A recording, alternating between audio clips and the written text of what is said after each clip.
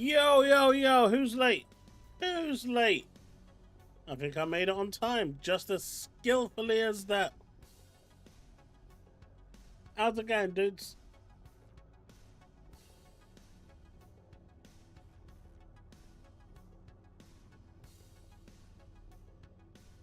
I'm not shouting, but Steve, I think you've scared Devin way too much. I think you've scared the poor guy way too much, man. What did you do to him?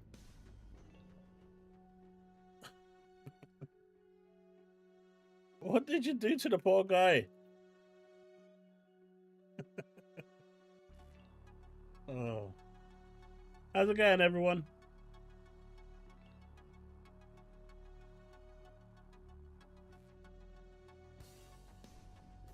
If I knew my stuff wouldn't get deleted, I would super chat.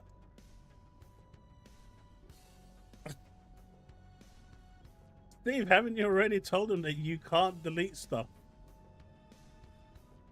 Oh, poor guy. Poor guy.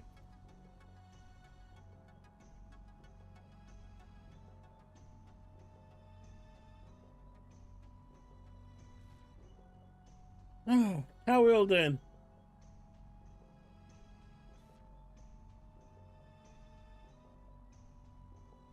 I know they don't.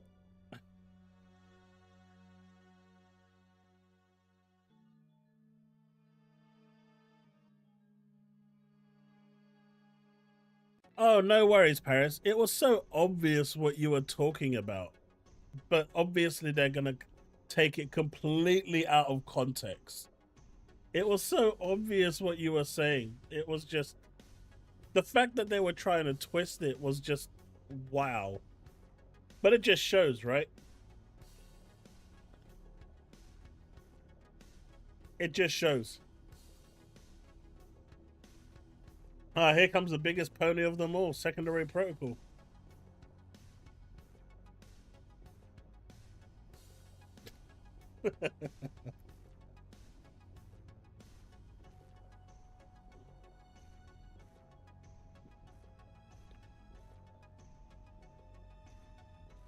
It was just so weird that he was just trying to come up with stuff that just didn't make any sense whatsoever. Honestly.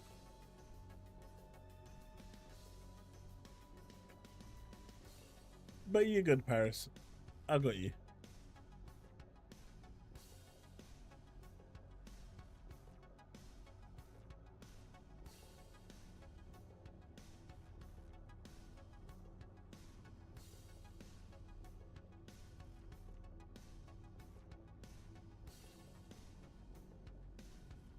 All right, this is going live. Let's start this one as well. Start. All right, we are now officially live everywhere. That is good. Everything is working. I am happy. Well, as happy as can be. So, how are we all doing? I know, right, Ghosty? Mate, do you remember that bet that Devin put down in chat earlier on in Discord? I think you should totally take him up on that bet for opening night live.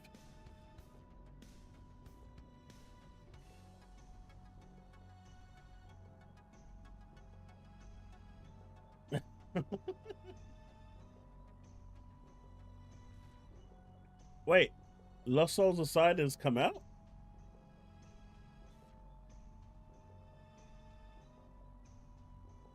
Has it actually come out? When's the release date? Will Lost Souls Aside ever come out? Okay, so there's that. That comes out on the 29th of August, so there's still a bit of time for it.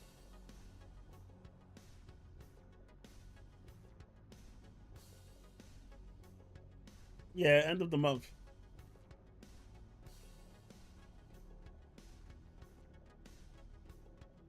Unfortunately, Leaf, my holidays were booked a week after. which is a bit of a shame because, yeah. So I'm gonna be there for opening night live. I'm gonna be there for Future Games Live, which is day up, 2 days after. 2 days after, or I think the next day. Yes, the next day. So Tuesday and Wednesday we're gonna be doing opening night live and thing.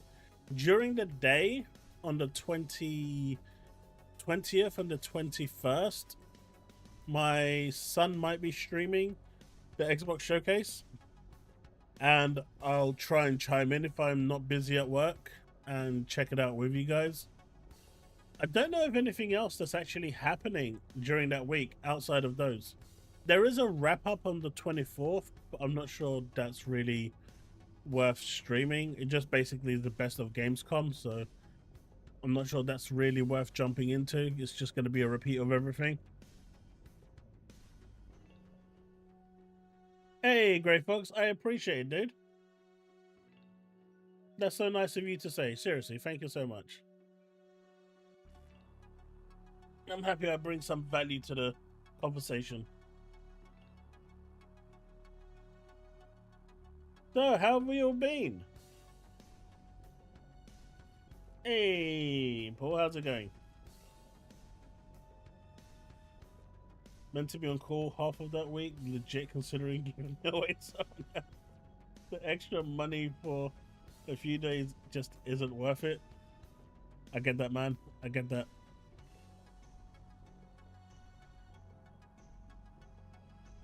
Yep, Ghosty, I totally get it.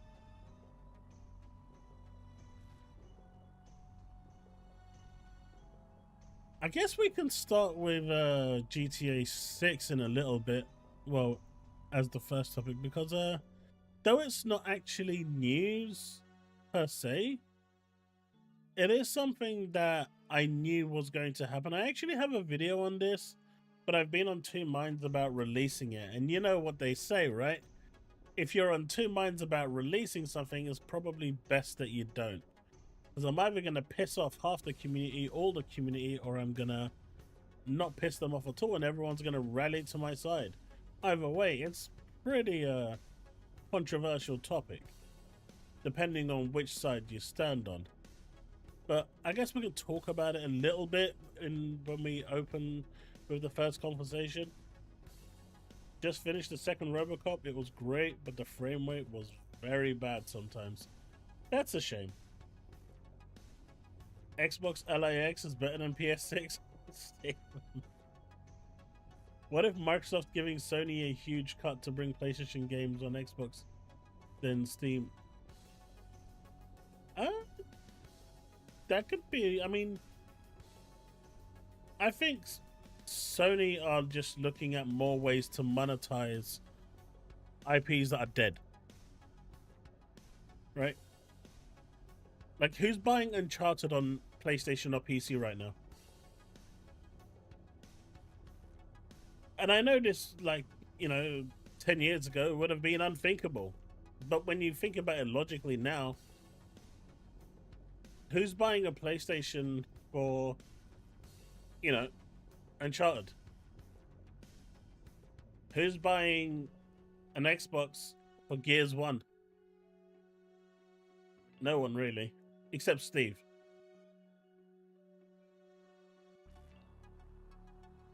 It's already available, isn't it? The Uncharted collection.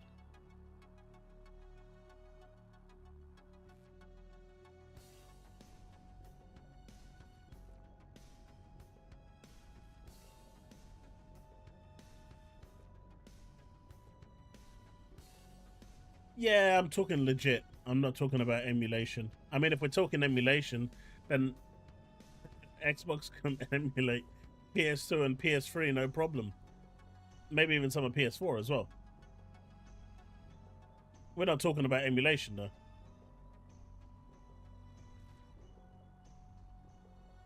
See, Paul, I did. I bought a game. I bought a console for one game, and I would do it again because I'm just that crazy, and I do have a brain problem. But I've done that before. I can't think of what game it was for. but I've done it.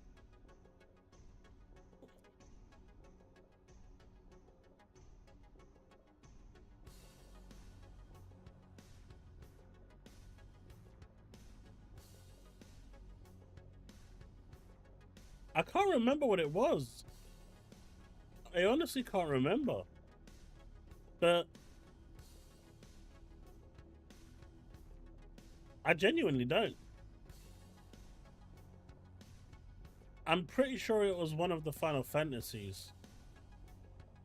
At least I want to say it is, but I can't remember. It's been so long. But I know I've done it. And I would do it for one game. If I really want to play that game. And this is why I buy all consoles out the gate. As soon as they're available, I will buy one version of each. And so I don't have that problem.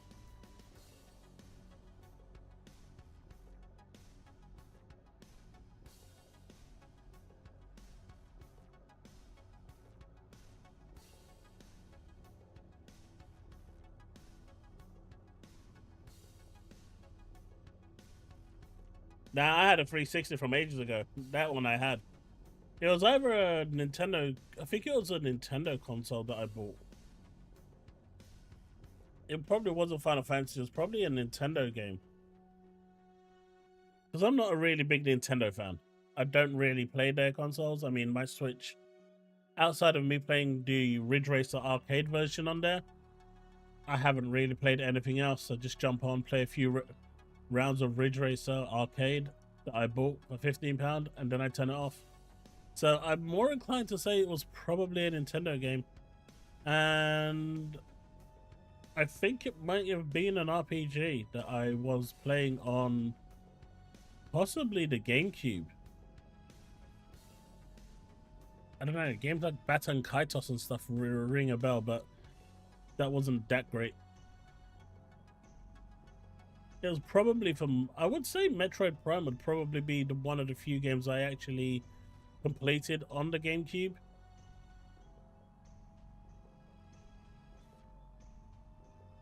I did play Resident Evil 4.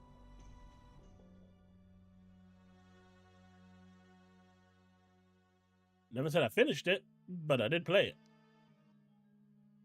It's really funny because I started playing it on the GameCube, and then I kind of got off it for some weird reason. And then they released a new version, and then they announced a better version, and then they announced the better version. And every time I just kept on saying okay. And then they announced the MetaQuest VR version, and I said, that's cool. And then I tried the MetaQuest version after buying it, and I didn't really like it. And then they announced a remake, and I haven't actually purchased that one yet. It's the only one that I don't think I've actually purchased. All the other versions, I at least have a digital copy of them somewhere.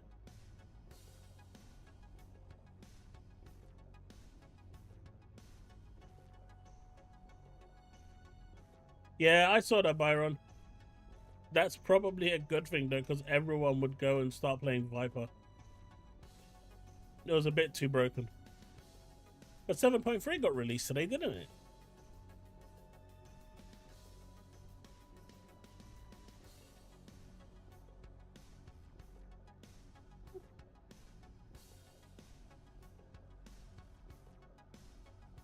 What year?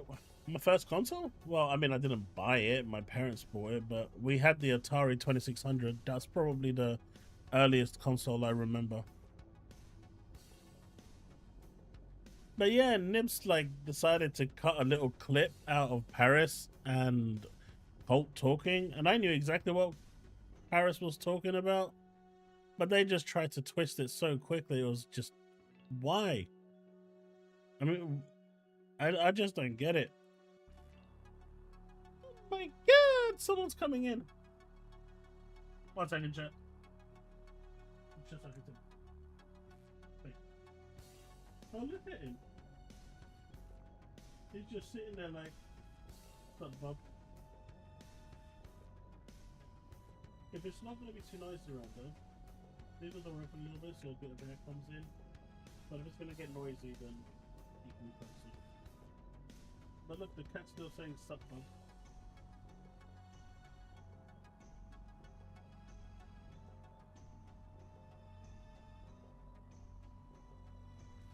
I mean, I've seen Nibs get owned and put in his place 3 times now in the space of a week. It's hilarious, and every time he gets put in his place, he just stops posting, and I'm sure he's just outright blocking the people at that point.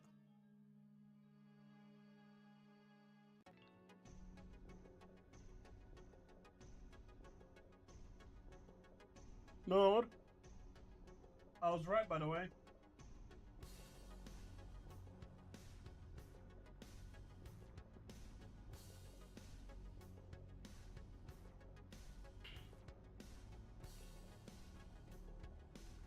Oh no, it wasn't the Nibs one. It wasn't the Mooch one. It was the one who was talking with Colt, basically saying that in the future you'll be able to build your own Xbox. And then they started saying like, well, your PC right now is the same thing, and it's really not, because it doesn't have the socket that allows for backwards compatibility. My PC right now can't play backwards compatibility. It's hardware enabled, and it's not something that software is going to do. The software will probably run it, but it needs the hardware. He truly is.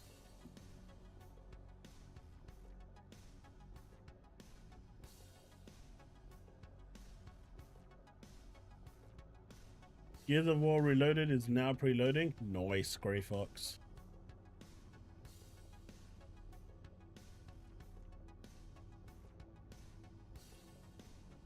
So how many people here are going to give Helldivers 2 a go? That launches on the 26th, right? That is the Tuesday.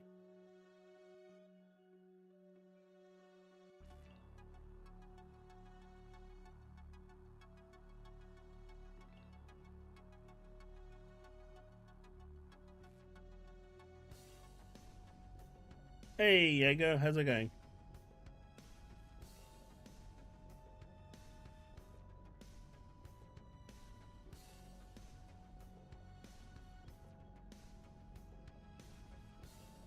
That's not what I wanted. Remove.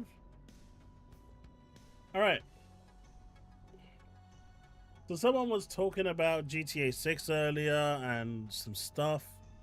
Now, I actually have a video on this,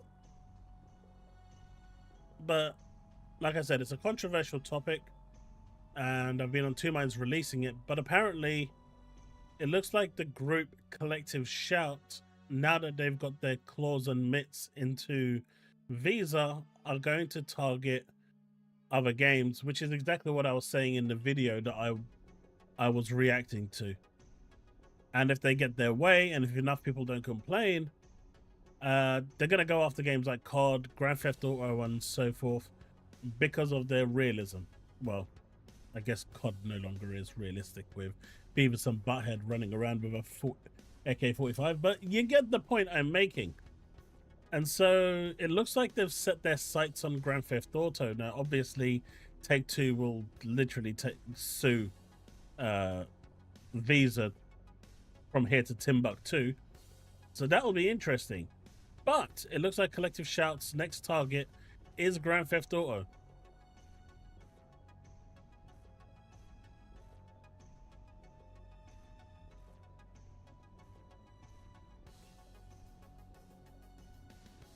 Ban Genshin Impact and see how weebs start flooding Visa and MasterCard. See, Raichi, I've got no problem with that. But if you said Withering Waves, then I probably would have had a problem. But you're okay. You said Genshin Impact. So that's fine.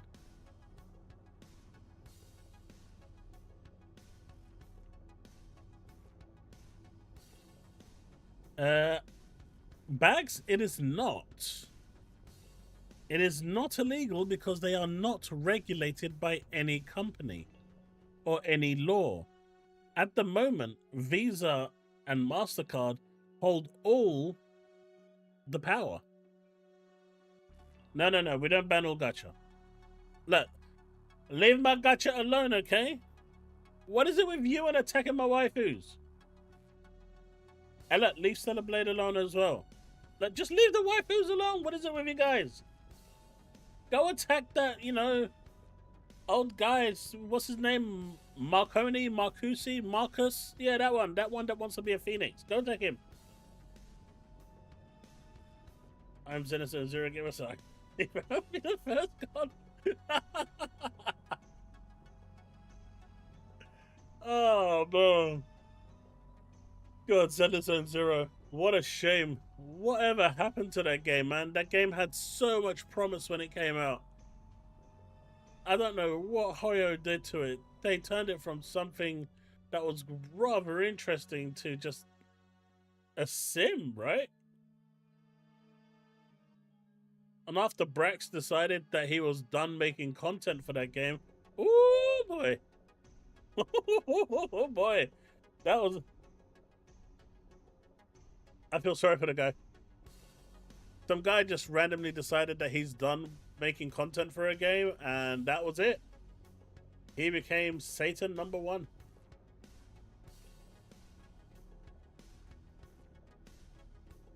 Or, Bags, or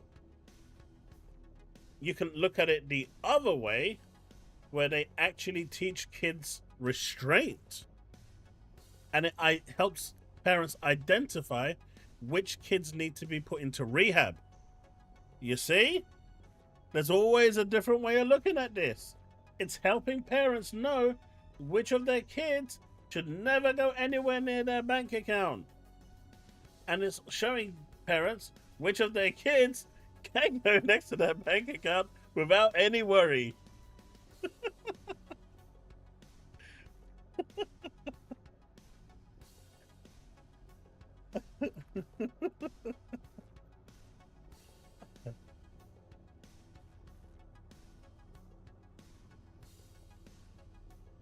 What is going on with thing? We'll have a look at Humble Bundle and see what's going on there. But yeah, it's pretty crazy with what is actually happening over there. Hey, K-Man, thank you so much for the follow. Welcome to the stream, buddy. Hey, Power. Hey, UK Sum. Thank you so much for the follow, dude. I really need to get this put in a better place over here so I can see everything. I'm gonna put this here.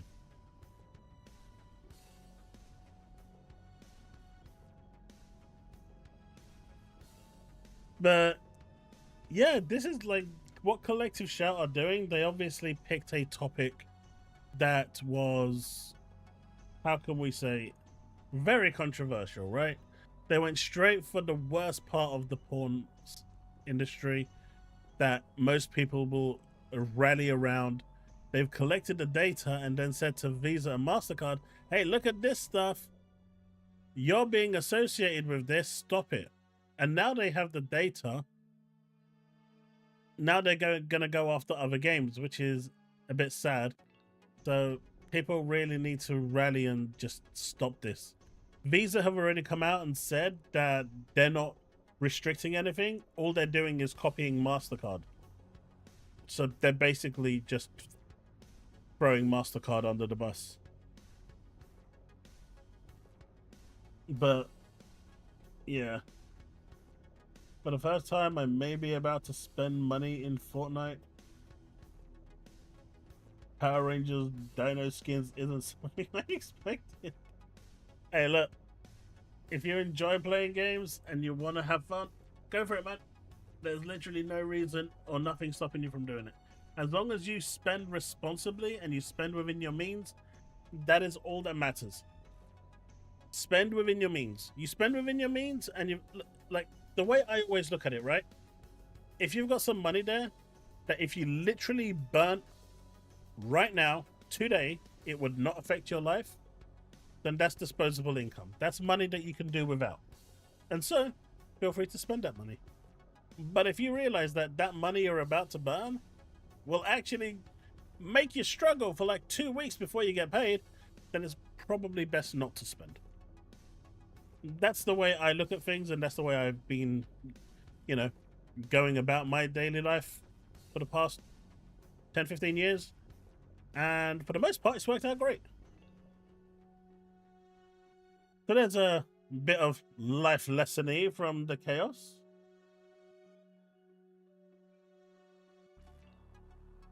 It's all about budgeting. When I go to Vegas, I have a budget and that's it. Exactly, K-Med. Absolutely. It's all about budgeting. So as long as you've got that disposable income that won't affect you, go to town. But yeah, so hopefully people will push back on this, and you know, MasterCard can think, or hopefully they'll get regulated sooner rather than later, and then they'll lose that power and realize that they well and truly screwed up, because they actually need that. Well, I'm spending 3K. I'm plumbing this pub 6 times. 3K on plumbing. Jesus. Who did you hire? Mario. Japan's censorship laws are different though. They're really weird. They're totally okay you going full nude, but they've got a problem the moment they see blood.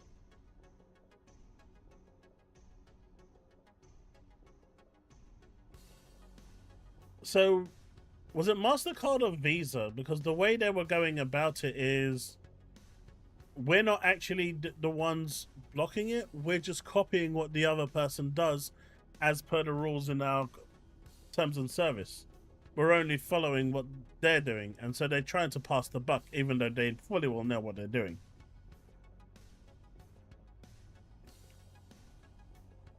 Yeah, MOT is due, and I'm feeling I may be at the point of replacing the car. Oh, that's not good, man.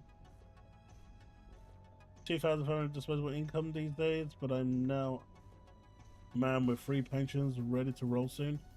Then live your life, dude. Vegas is waiting. But yeah, so hopefully, you know, this group, this collective shout, these Karens will,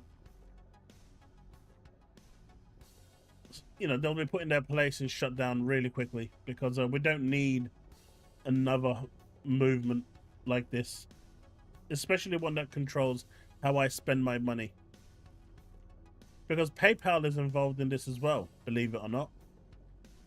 For all the talk Elon does, he's actually involved in this as well. He's supporting it. He's because he owns PayPal, if I'm not mistaken.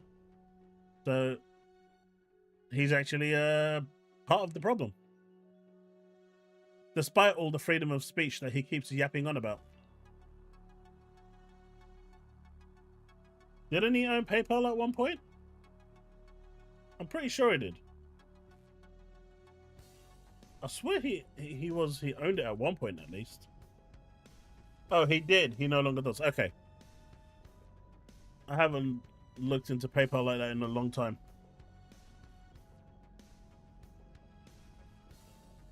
He sold it off. Smart man. He created PayPal basically. It was his big thing. Yeah. I just remembered that, that's all.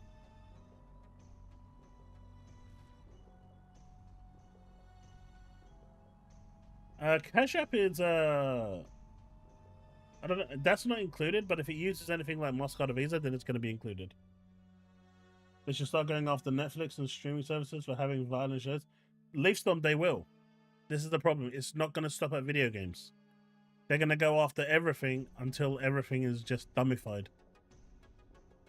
Alright, so apparently someone said in chat, have I seen the new bundles in Humble? And we've got a sniper bundle available here that gives you Sniper Elite 5, 4, 3, 2. What, there's 2 of them? Oh, there's Season Pass for free. Sniper Elite V2 Remastered, and then the original Sniper Elite.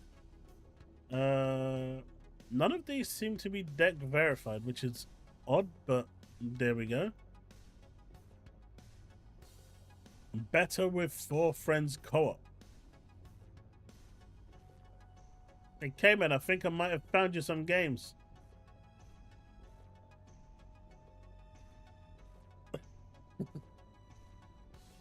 Classic collection. Bunch of Dungeons and Dragons.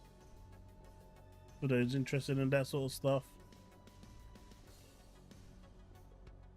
Humble Choice.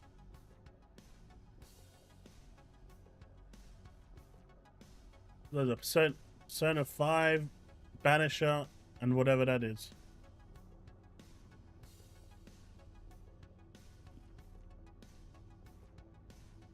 My Time in Sandrock. Let's School. Like, who plays these games? Lil Gator Game. Wonderland. Well, Will Mender, sorry. War Pips. You get IGN Plus 1 month. Why would anyone want to subject themselves to that? So Persona 5 Royal and Banishers is probably the two highlights. And these games you get to keep, right? You pay a certain fee for this every month, and they give you a bunch of games that you get to keep.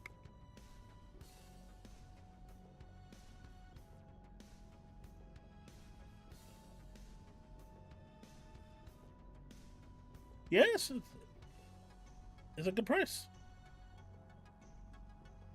Problem is, does my save from Xbox work with this? Otherwise, I'm gonna... Yeah, they're Steam keys.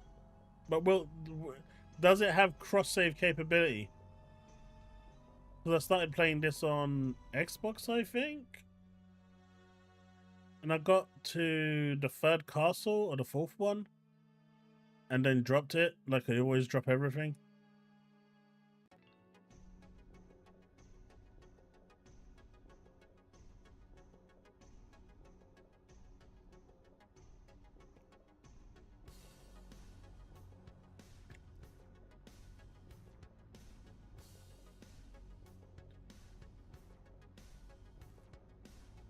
It was on Game Pass. I think it came off Game Pass. I'm not sure, actually. I know Persona 3 Reloaded is coming off Game Pass. So I didn't get to finish it, so I'll buy it. And see, this is how it works. If I don't finish a game on Game Pass, I'll just go and buy it, and that's it. You see, K-Man, this is how they get me spending. They make me play so many different games, and then when they come off Game Pass, I'm not restarting those games. I don't have the time to restart, so I'm kind of trapped, so I buy it there. I will buy it and never finish it. Look. I'll have you know that I bought Metaphor day 1 and still haven't played it. But I do intend to play it. And it's that intention that counts. Right? It's that intention that counts.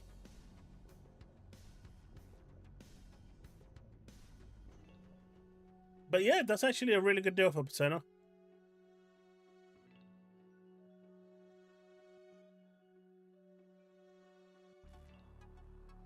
Man, stop wasting your money, okay? What do you mean? I just bought Gotham Knights for like £6. It was... At £6, you gotta take a punt, right?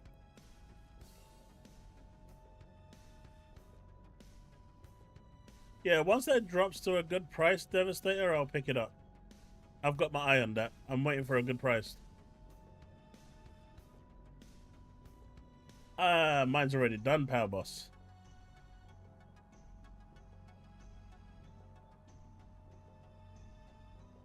I don't see gaming. I'm seeing like you need to finish, and then it's all scrambled. I can't see what you're saying. It comes up all scrambled. Like you still need to finish Final Fantasy VI. I'm pretty sure I did finish 6.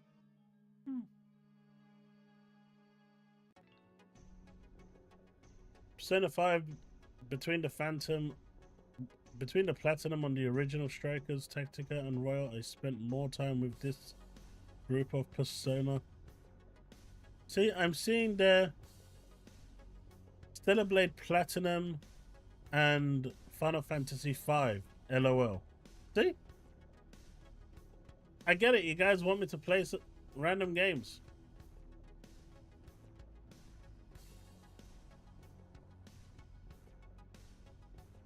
See, I never really played Persona 3. I did get... I do own it on PS2. Persona 3 and Persona 3 Fez. But I never actually managed to find time to play it. And then it came out with the remake, and I was like, yeah, well, let's do the remake. And I still didn't have time to play it.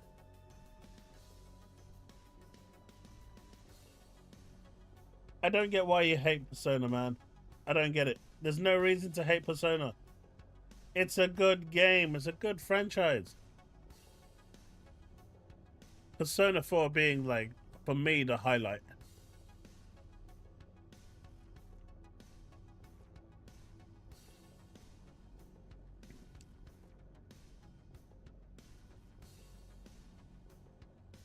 I will always remember that camp scene with Chie and the crew when they tried cooking. That's one of the funniest things I've ever seen in video games. I was dying from laughter. I was dying. I was literally gasping for air. If you've played Persona 4 Golden, you will know exactly what scene I'm talking about. I don't think I've seen a single person not appreciate that scene. It was done to perfection.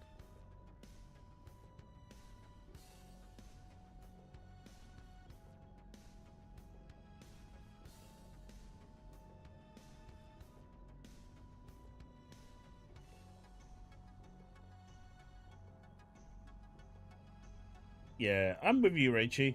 I'm with you.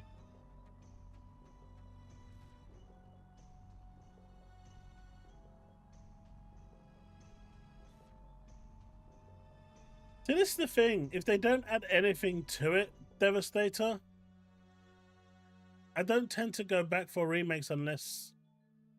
I mean... They need to do something. They need to add something to it.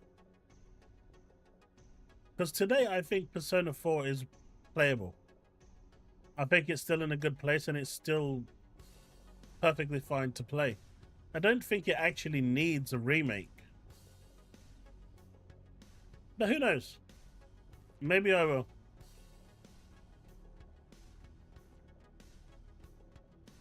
Stuffed pepper? No. Depends what you're stuffing it with.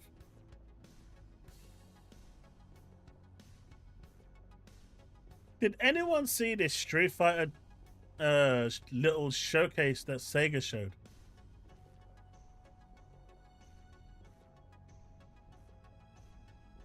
No, Paul. No. I mean, Steve, no. No. Absolutely not. By the way, Devin, thank you for the $2 $3 super stickers. I appreciate it. Byron, we're sorry, Devin, and for $8, and Byron again for $4 with What's Up, Devin. Thank you so much for the super chat. I appreciate it.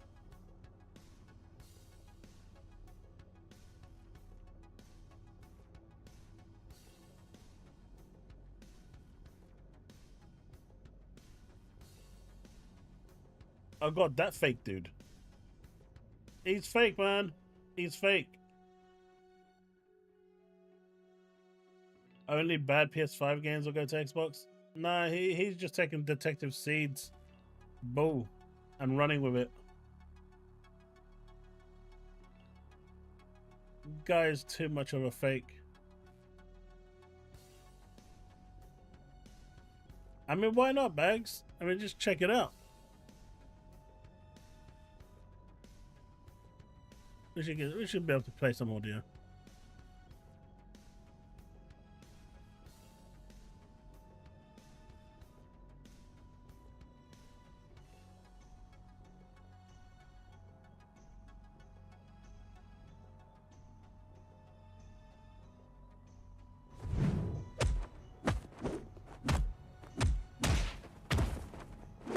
It looked good though.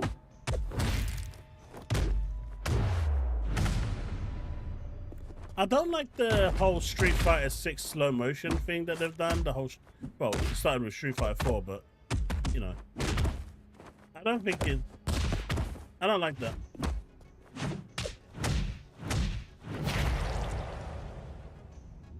That attention to detail was good though.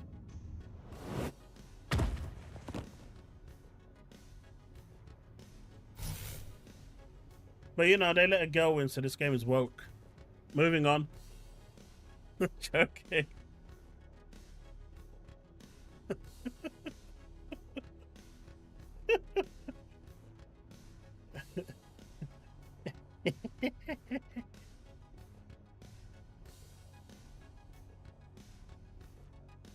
Looks like a Commodore 64, you troll.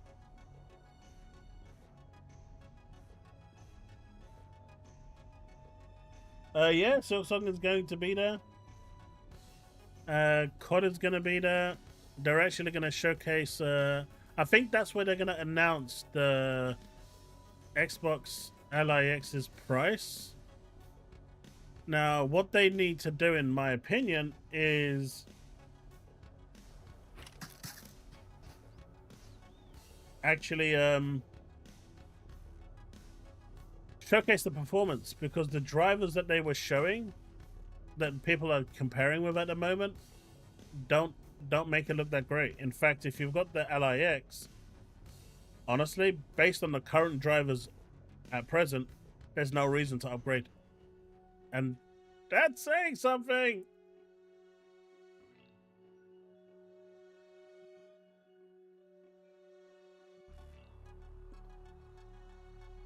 Cancel Chaos, he hates girls. Mate, do you see what games I'm playing and you're saying that? Like, really?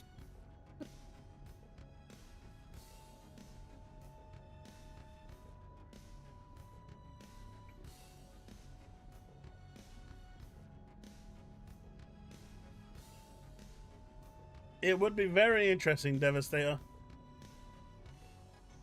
Cancel Chaos. What is this? What is this? What is this ludicrousy? This lunacy?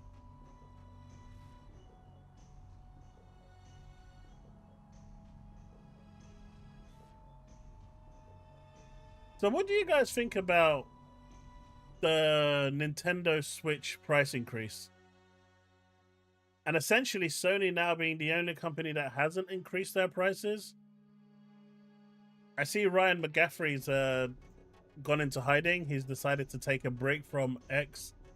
I don't think he realizes that people are going to wait until he comes back and then be at him again to eat the studio notes.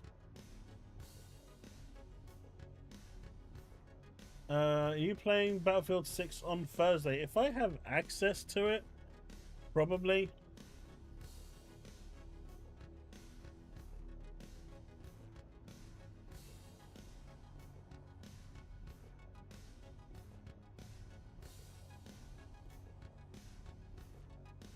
Wasn't it on Tuesday that it goes live? Or am I mistaken? Wait, doesn't it go live on the weekend?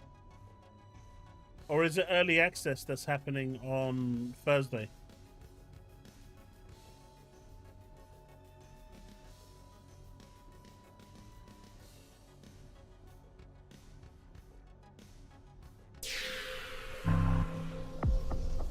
Hey, Devastator 2000 celebrates 21 months of membership. Hey, 21 months. Thank you so much, Devastator. That's awesome. Thank you so much, dude. Have you seen the Switch 2 already being emulated on PC? Wait, what? Really? I mean, it's not really surprising, considering the Switch 2 really is just the beefed up Switch 1. There's not a generational leap between the two, is there? If it's emulation stuff, I did the DCG clip, right? I guess we can have a look at that in a little towards later on in the stream. Although I know it's going to be full of lies. Yeah, Thursday's early access.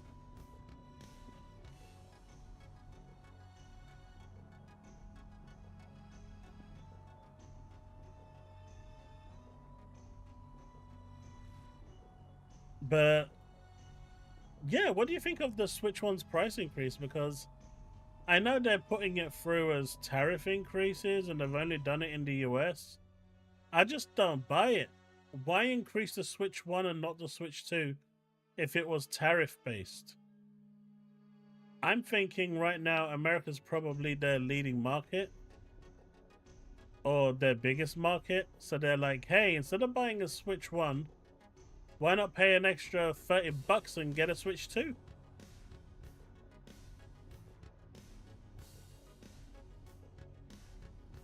Of course he does. Yeah, I know, but what they're doing is... So it's got nothing to do with the tariffs, right? Bags? It's got nothing to do with the tariffs. So what they're doing is, hey, we're just going to bump this price up in this region because this is where most of the consoles are being sold. So, instead of paying all this money for a Switch 1, why don't you pay an extra $30 and get this shiny new Switch 2? Or maybe add an extra $30 or $40 extra and get it with Mario Kart.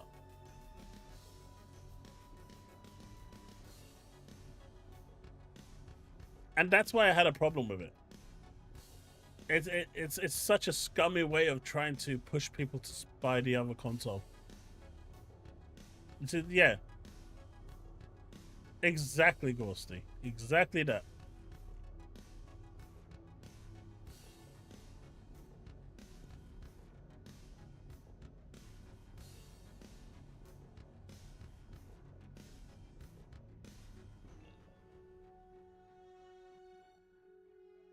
I just don't think the Switch 2 is that big of a generational leap in terms of performance. I mean, now they're talking about it overheating. Nintendo issued a warning saying that, you know, if you're using it outside, it can overheat.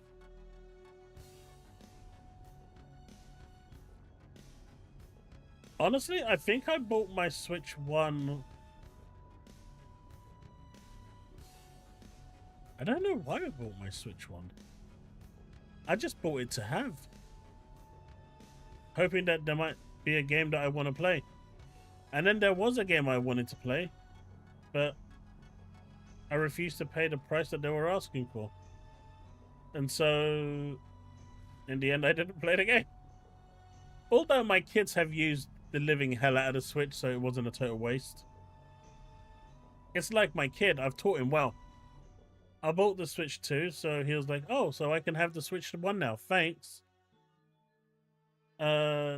He's seen that I want to get the... I found the limited edition Series X for the Halo one that I've always had my eye on. So now he's saying, yeah, Dad, you should buy that so I can take your Series X. You can see where this is going, right? Especially now that he's been made aware that the next updated Ally is coming along. And he's like, Dad, have you seen the new Ally? And I said, yeah. Are you going to get it?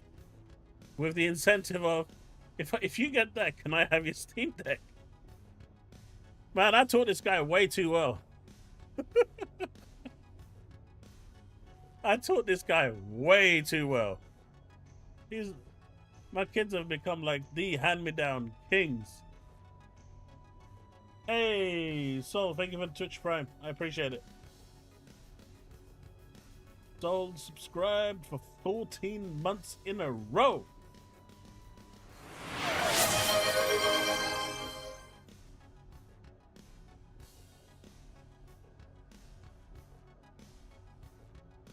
Hey, why did that not play? Ah, you may have heard it, Soul, but I'm streaming over at YouTube and then kind of streaming this way, so the alerts only work on YouTube. I could. I'll get them working next time for I know how I can get them working for everything. I'll do that next time. Wait, if I do that... Oh, no. There's a problem with that, Soul. There's a problem with that. If I do that, then everyone's going to destroy me with text-to-speech. Yeah, that's a trap I'm not falling into. I'll see if I can work around it. I know these guys. With their stupid "Are we there yet?"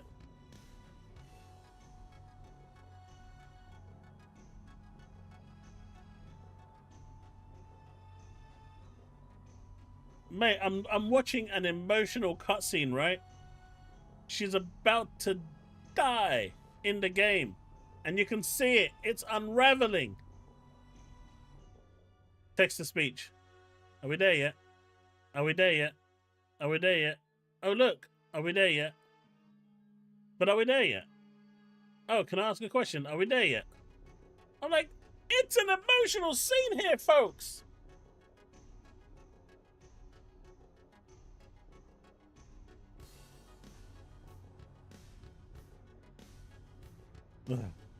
Without your kids, your consoles, they're actually now primary PC players. I wonder what evil person would do that. Yeah, I do wonder what evil person would do that. They're actually primary PC players now. But as he says, free stuff is free stuff. He took my PS5. He never uses it. But he took it. It's upstairs in his room. And now, I mean, he had the Series S. But he upgraded from the Series S to a 3070 PC. But he said he'll take the Series X if it's going. I said, yeah, but I could trade it in. And he's like, nah, you don't need to trade it in. You can just give it to me. It's not worth trading it in.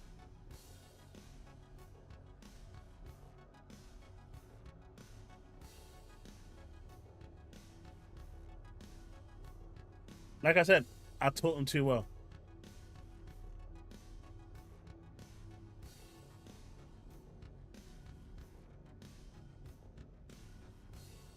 Way too well. All right, so today Rain Cloud is available on, well, Rain World is available on cloud, console, and PC. We'll be getting a bunch of other games available as well, and I'll go through those dates in just a second.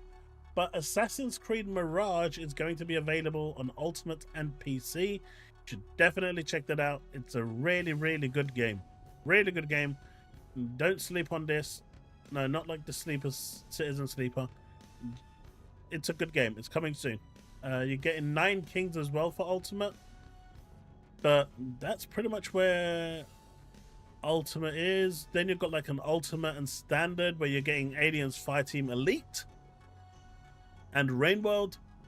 And then you're getting a bunch of standard games going into Standard, Citizen Sleeper, Lonely Mountain Snow Riders, MechWarrior 5 Clans is going there, and Orcs Must Die Death Trap. Now, in terms of their release date, Rain World is available today, Citizen Sleeper, Lonely Mountains, MechWarrior 5, Orcs Must Die go tomorrow, and then on the 7th you're getting Mirage, which is cool because I've actually got this on Uplay that I'm playing it through still, but the saves are cross saves, so it's nice if you sign up to the Ubisoft account, so it means I can just continue my save anywhere I want. Finally, I'll probably check this out, Aliens Fireteam Elite. I'm sure there's a bunch of Aliens fans out there, and another preview game for 9 Kings landing on the 14th.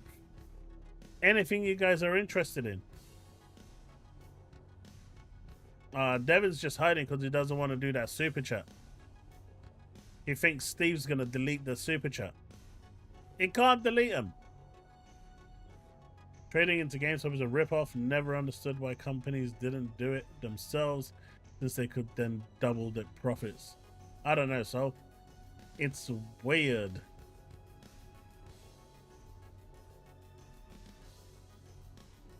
Hey, Banisher, there's no surprise you're loving this one.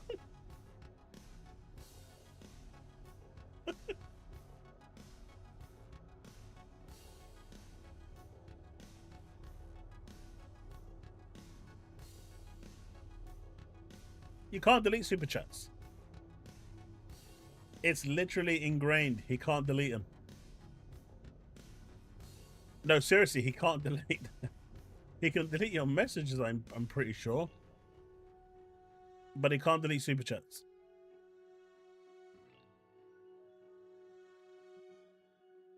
Super chats are eternally ingrained. Let's see. Can I delete a super chat?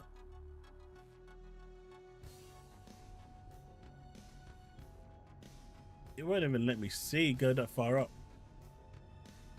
YouTube doesn't allow it. So much your super chat so I can see.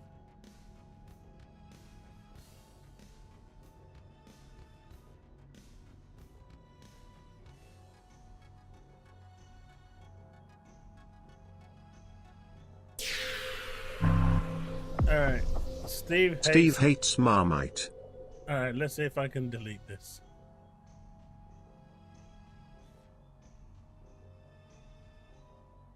Yeah, but the super chat is still there. You can't delete the super chat. You can delete the message, but the super chat stays. Thank you for the $2 test.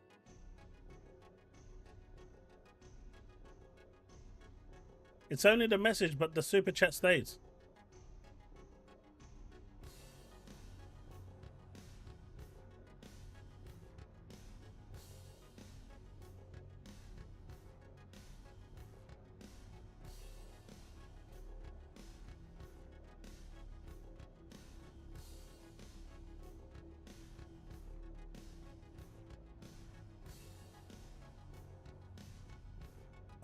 Let's have a chat. Let's have a check.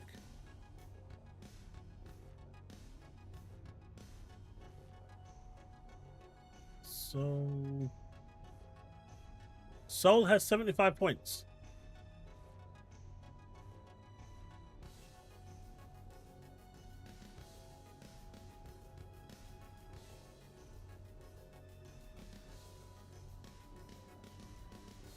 Man United will predict 13 places above what you predicted.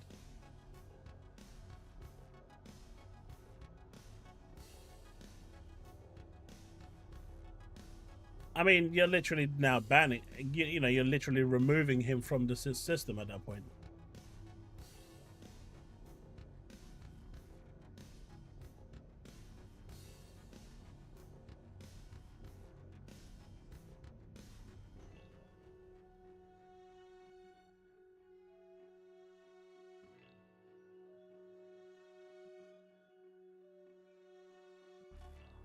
I'm not sure that's how it works.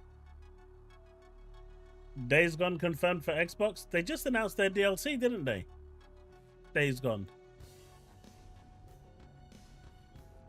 Honestly, I think they're all just all these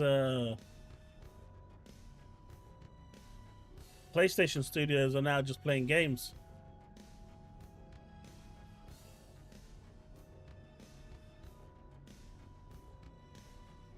That is not the Ben Studios I was looking for.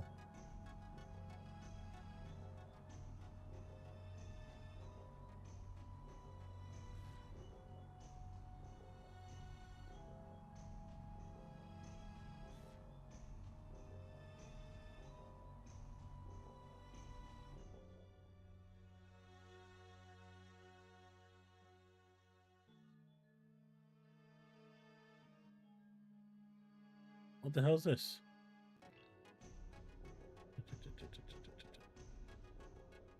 Right, so this is what came about from the Ben Studios announcement. Days Gone Broken Road DLC is now available on GOG. So they're now pushing it. Where they had it only on Steam, they're pushing it now to Epic and other platforms. GOG, which is a platform that they haven't really released anything on. I think Horizon is the only game that they have. Days Gone is the second game that's made it over there now. So it looks like now they're pushing out to much more.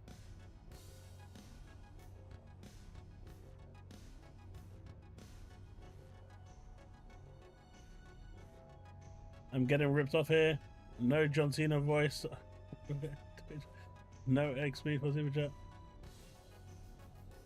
I am running the tightest ship you'll ever find.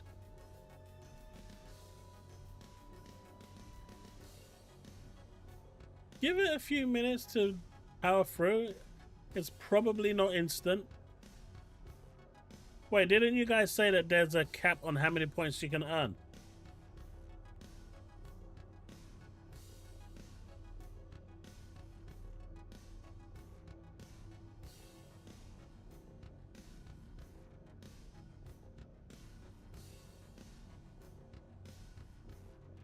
How do you see where they earn points? Because all I'm seeing is 75. It'd be nice if they actually had it so I could show you what you think.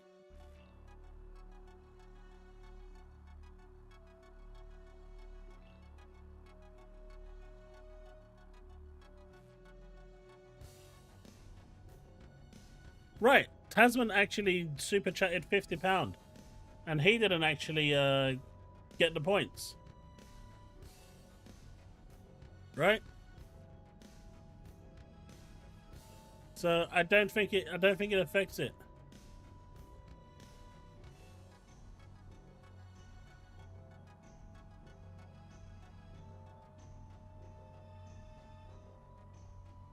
Because didn't Taz prove that it doesn't affect it entirely? He super chatted $50 and got nothing. So what was £50 worth, Devin?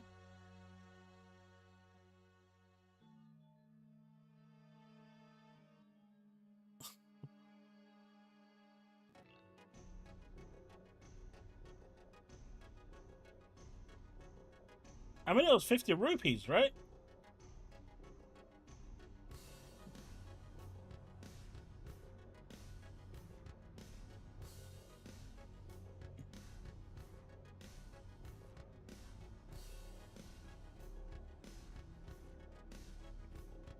And anyway, we wasn't talking about Tasman. We were talking about the Russian Taz.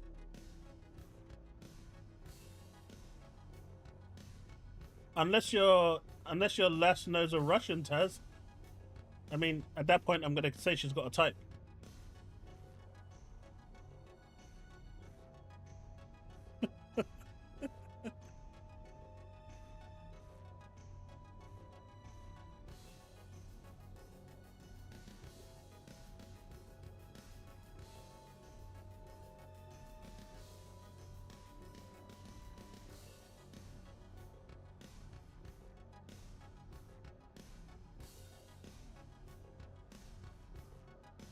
Damn right it is so.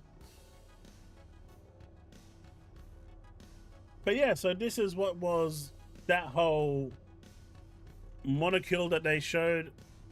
Could have been alluding to this, or it's alluding to something else that's going to happen on the 19th. At this point, I think it's just a wait and see game to see what happens.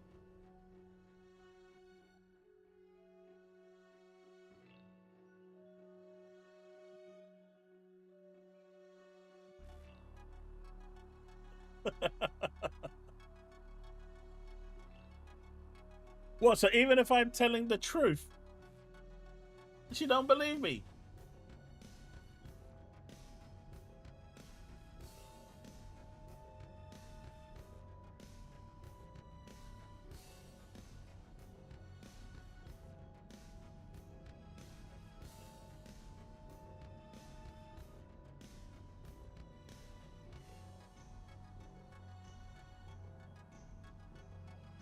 That's just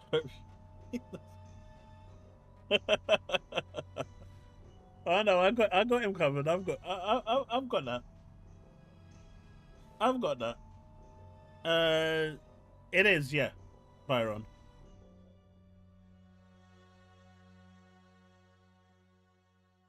You're going back to Disney World already, dude. Just take me with you.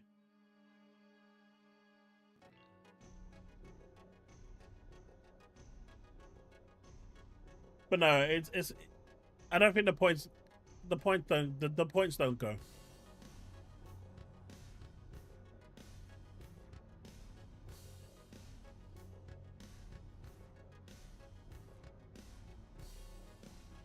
And Steve can prove that right now.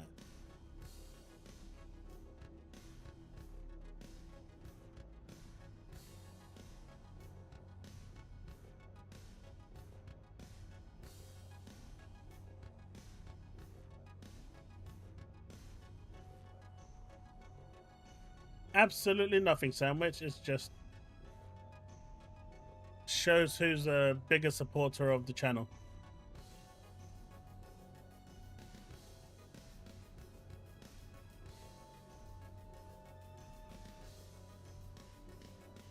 Cyprus, as in the country, really hot weather, really nice holiday resorts, and yeah, nice hotels.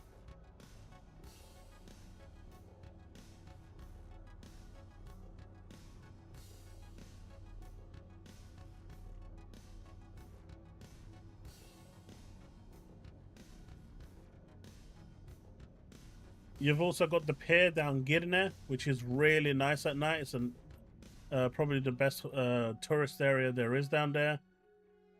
It's beautiful. I know, because I used to go to Cyprus every year. Until I didn't. Because that's when my parents were born.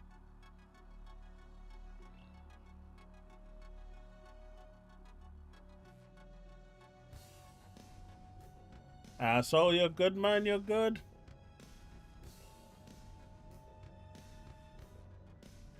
Devin just sulking.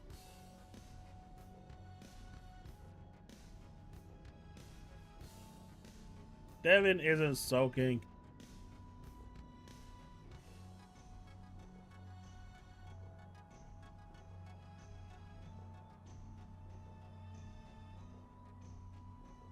Silent Hill. Apparently Silent Hill is being designed, you know, F is being designed to focus on action, to appeal to the younger generation, not us old folks that want Resident Evil 2 over and over again. It's being designed for a new and complete audience.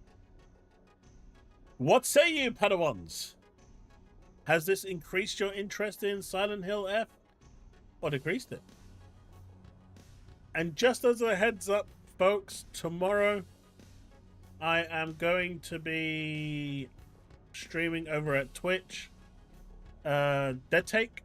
So if anyone wants to come and hang out and check that out, feel free to. Dead Take will be streamed tomorrow over at Twitch. That's the plan for tomorrow anyway. We're planning to finish it as well tomorrow. I thought that made you sweat from Xbox Pass. Hey, look. I ain't the one that decided to go and start chanting pro PlayStation at IGN's proclamation.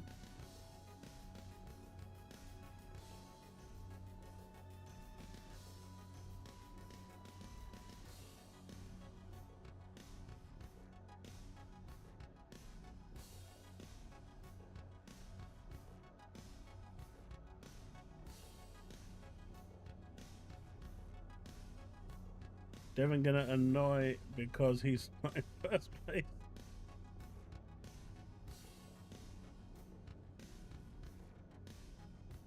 Me too, Paul. But he's got his own channel and they're doing stuff on Thursdays at the moment. So until they finish doing that stuff on Thursdays, he just won't be available. They're doing a playthrough of Baldur's Gate. So I assume by 2045 they should be done. If they're only playing 1 day a week.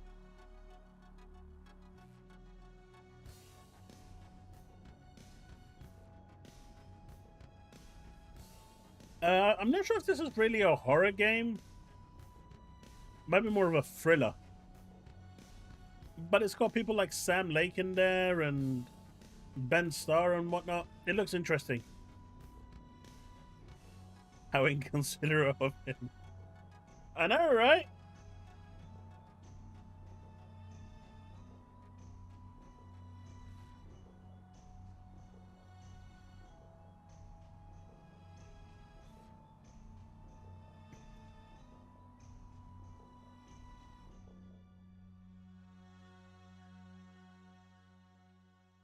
It's absolutely a horror game.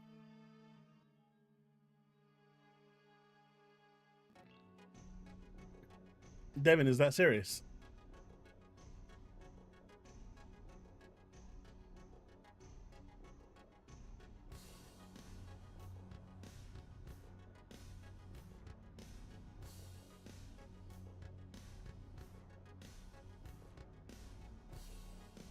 Are you serious?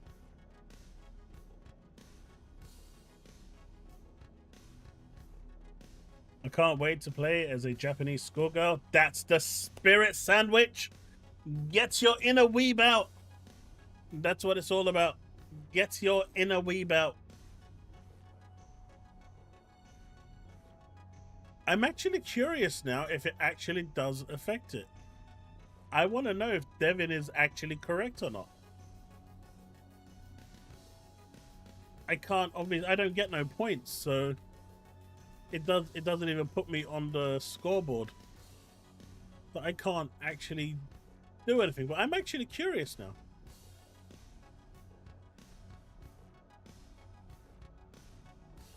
Oh my god, they're back! They're back! Wait up, chat. Wait up. I missed you. Stand still. One down. One to go. You just need to land on the wall. Just land on the wall, and I will end it there and then. Okay, you run away. No, you want to come back? You want to come back? Yeah. Where you going? Alright, you decided to run away. Okay. Good for you. You chose life.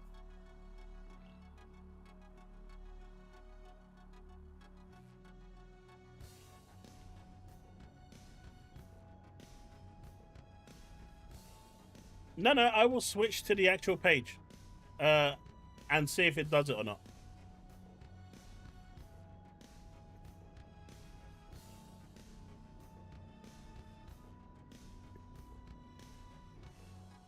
Mate, there's these weird bugs that keep coming at night now. It's really weird. They're all crispy and stuff. They're about that big. Can't even get them in the Hoover anymore. Look, I've got a phobia with bugs. I can't stand them. Any bugs I just can't do.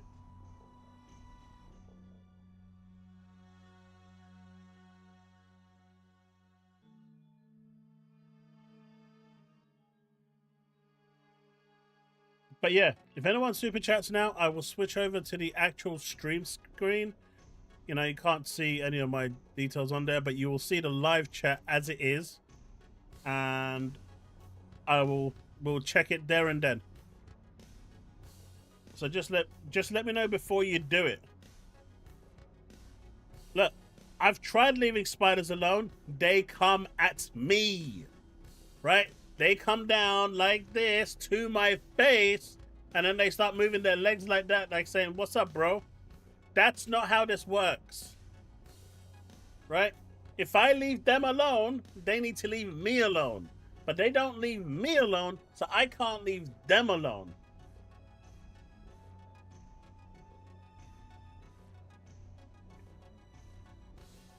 Right, so before you do it, you've got 300 points. Right, so that's it. You see? They're not leaving me alone.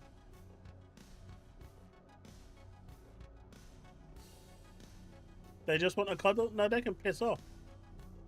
Quite literally, they can just, with full prejudice, just piss off.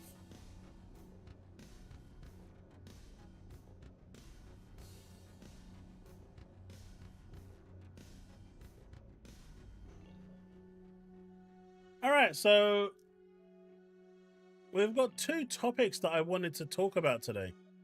The two big ones, so we can get into those now. Maybe they love me? No, they don't. Trust me. When they want to rip my guts out, mate, look, I've seen the movies. I've seen how this ends. It's world domination of spiders. They grow, they mutate, and then they become as big as your house. I ain't stupid. I've seen these movies. You think Hollywood was just making these movies for the fun of it?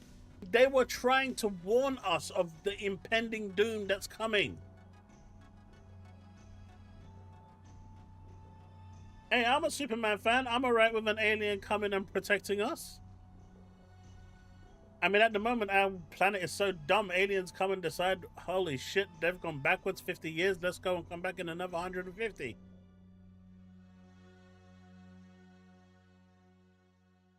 Mate, like I said, I remember in Grounded 1, I was playing with my kid. We saw this massive spider. I told my kid, go up to that leaf and make sure that you stay there.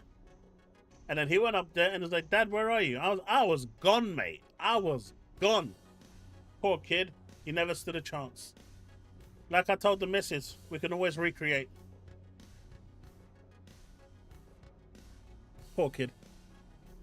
He went down like a hero.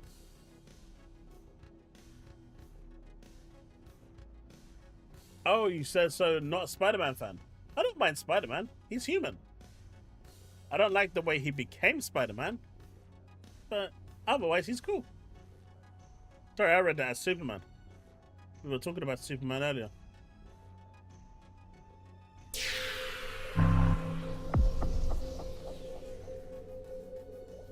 Alright, so there's a super sticker for 169. You didn't get any points. You was already at 300 from before. Your message, there's nothing deleted there. Dude, why would you do that?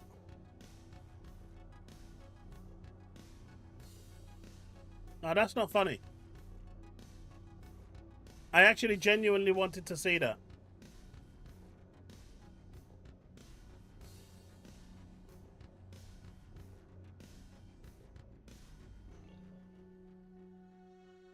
It literally says message deleted by brothers to the end. I've literally got it on stream.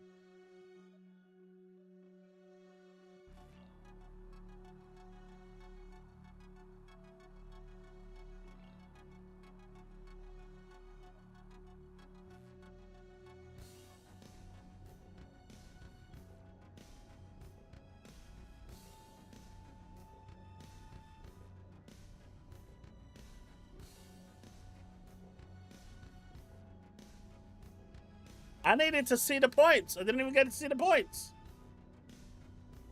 At least give me a chance to see the points.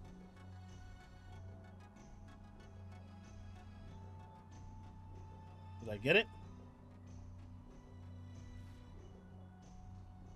I think so. Yes, I did. Its parts were on my fingers.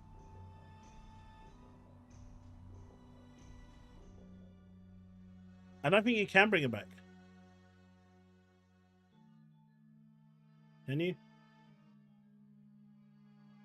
I could make him a moderator. No, that went very badly. As much as I want to see what will happen. But no, seriously, Bags, did you seriously see it? Okay, so you all saw it go up. All right. On a more serious note, if someone super chats for whatever, don't delete their message, please. Devin, you stand vindicated. You stand vindicated.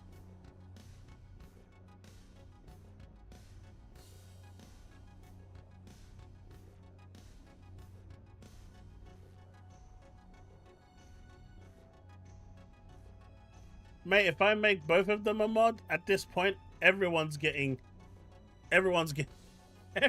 get banned. Ghostly, thank you for the 99 super sticker.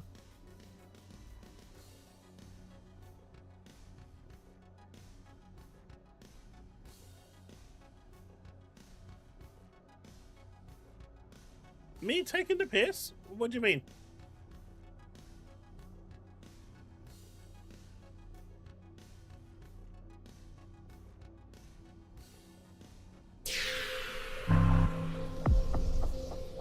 Delete my message after the points go on.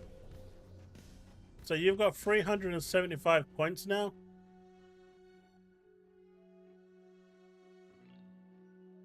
Me? Delete your message? I can't do that. That would be me literally taking your money without you actually getting any benefit. I can't do that.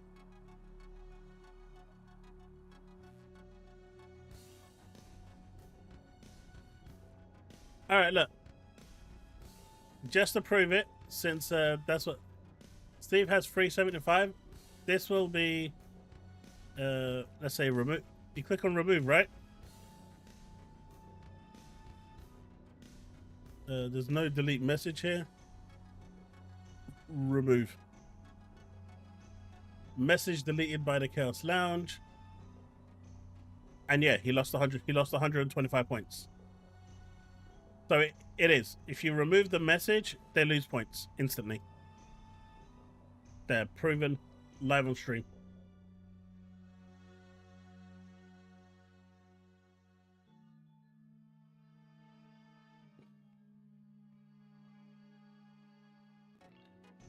You don't need to time out. I just removed the message and that was enough.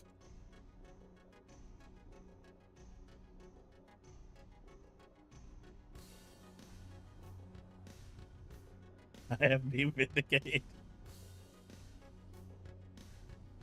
You timed out? If you time out, it deletes their messages anyway.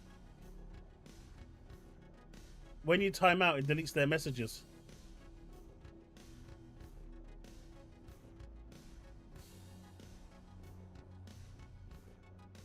So it's basically the same thing. But at least we now know.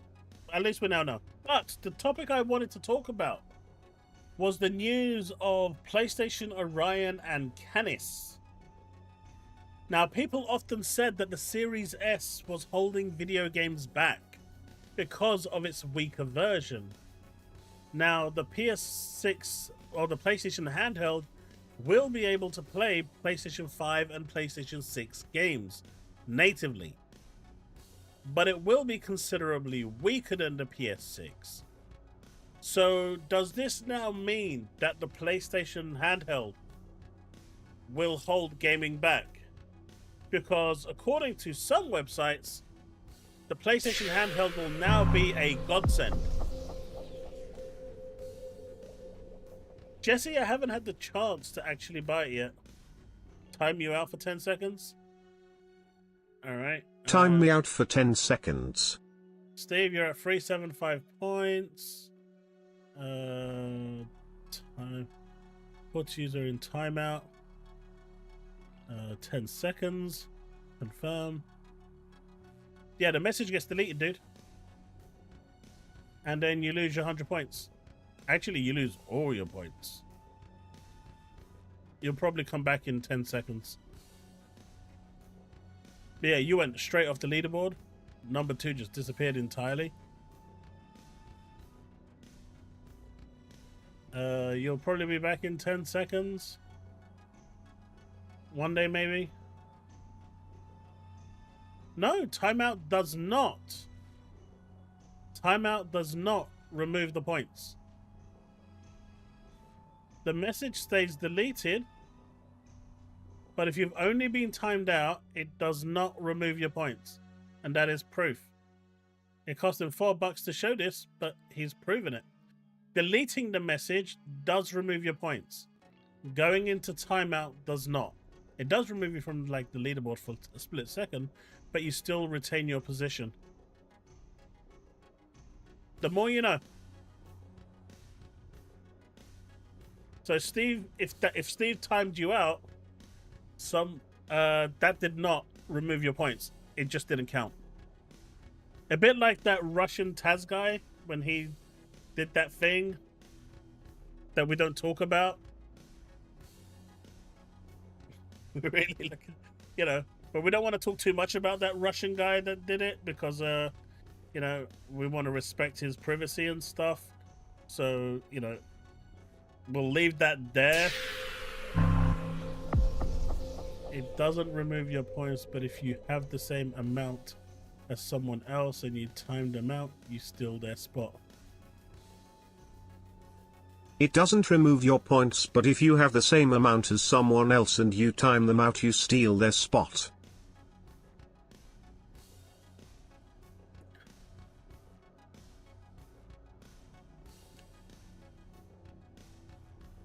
What is this spiffing? Hey. uh, that takes a lot of testing. It doesn't remove your points, but if you have the same amount as someone else, but you didn't have the same amount of points, so in that regard, it wouldn't have removed your point. Devin is still number 2. Let's have a look. He is, but Jesus, Byron is well ahead, mate. He's like 300 points ahead. Good luck with that one.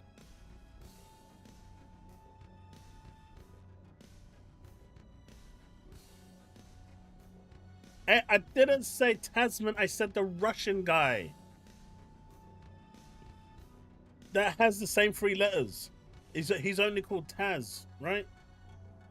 It's like that Tower of Fantasy friend I had.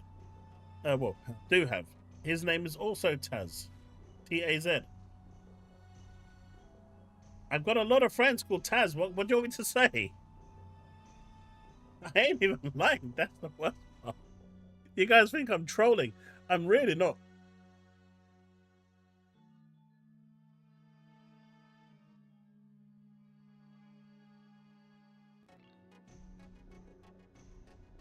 It's too late.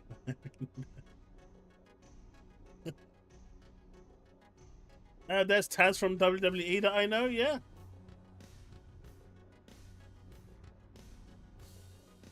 But yeah, so what do you think about the change in ways that people are thinking right now?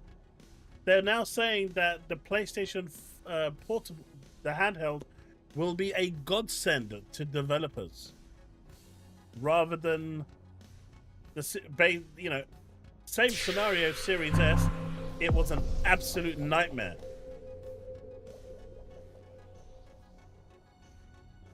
Come on, I'm rooting for you to catch up, buddy.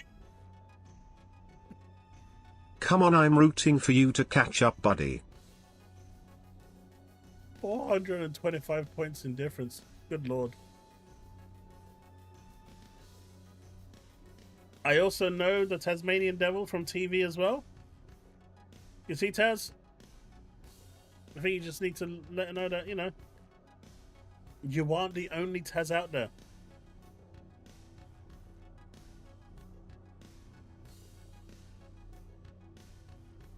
Do you know what? I think I have bags. And I think it was on PlayStation 2.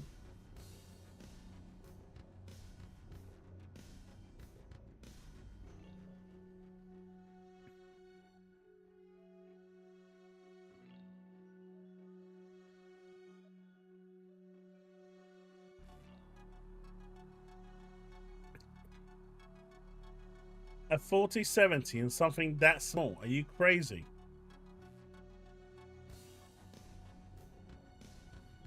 Hey, Paul. Thanks so much for stopping by.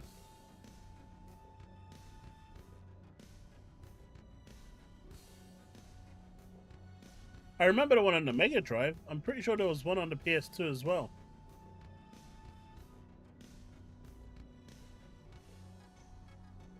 I think that might have been the one I played, Banisher.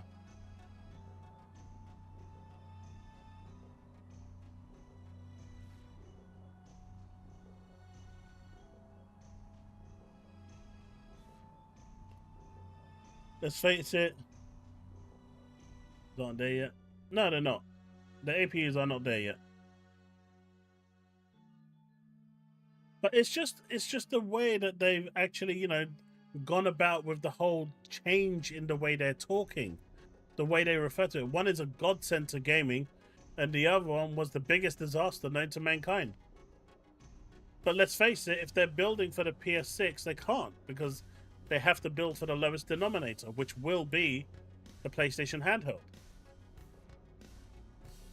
So what then?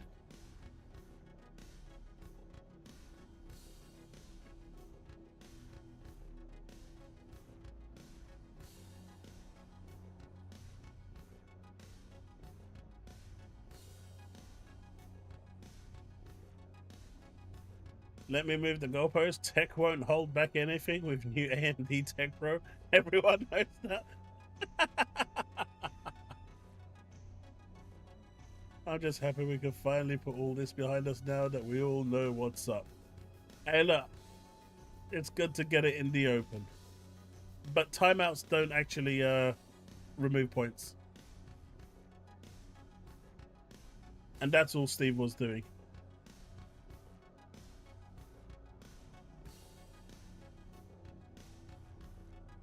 We're talking about the PlayStation handheld that's supposedly in the works, Canis. And apparently it was it's not going to hold gaming back, even though it's a weaker platform than the PlayStation 6.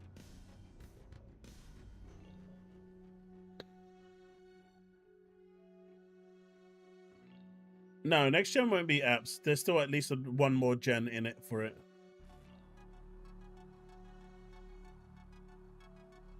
No, they said that the handheld will play the same games as the PS5 and PS6. PS5 and 6 games will be playable on the handheld. That's the rumor. That's what's going around. Now, if it acts like a completely different console and becomes essentially its own thing, like the PSP and the PS Vita, yeah, that's different. At that point, it can do what the hell it likes. But that's not what's being said here. What's being said here is that the games that you get on PS6 and PS5 will be playable on your new PlayStation handheld. So that's essentially 3 generations of that the game has to work on.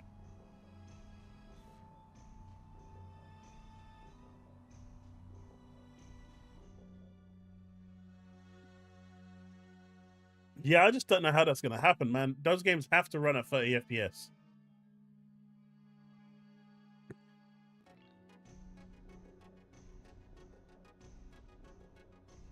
But people are calling that a godsend now, and I don't understand. Like, can you not be... Where are the standards that people like to live on?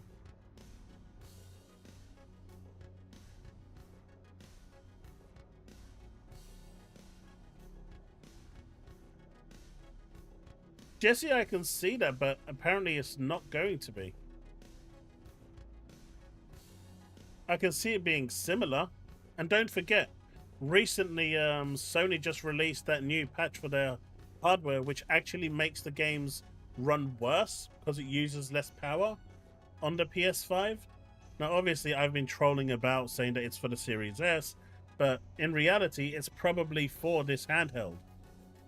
So if they're having to lower the TDP and stuff and actually have the games running worse, and now it's down to the developers to actually get their games working on that lower end TDP, that means it's definitely for the handheld. And at that point, it's not the same. It's not the same in power. Sure, the PS5 is going to regulate the low end and the high end, but essentially what you're going to have there is the Series S and the Series X. The Series S is going to be the PlayStation handheld. The Series X is going to be the PS5. They're basically creating the same system.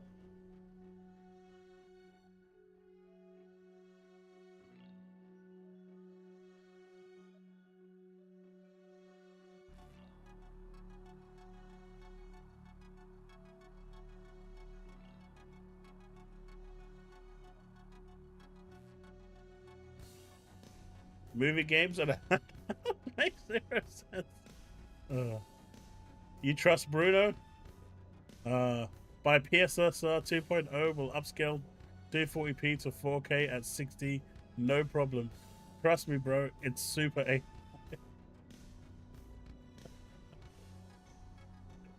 Oh.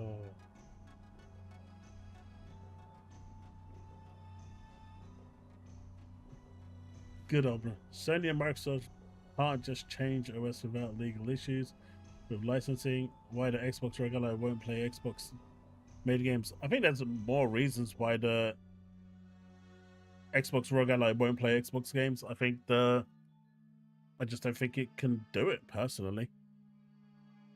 But it's a different operating system, even though it does run on Windows 10. But we're seeing with the hybrid that they probably will do it. with the hybrid. No, I mean, I totally get the licensing argument here, by the way. I'm not dismissing the licensing argument. I totally agree that there is going to be an element of that here. But I'd assume that there is, these Sony and Microsoft would have actually approached these companies.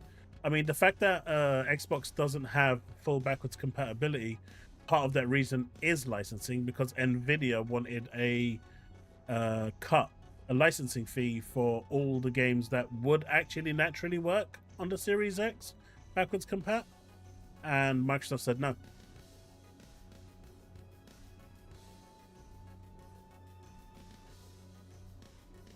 Bruno is better than Steve, but not as good as Chaos.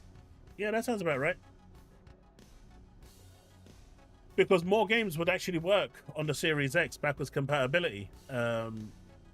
But Nvidia wanted a cut from the licensing deals. They wanted royalties, and they couldn't come to an agreement. So that's why like a bunch of games don't work, even though they should realistically work. It's for licensing reasons that they don't work via backwards compatible.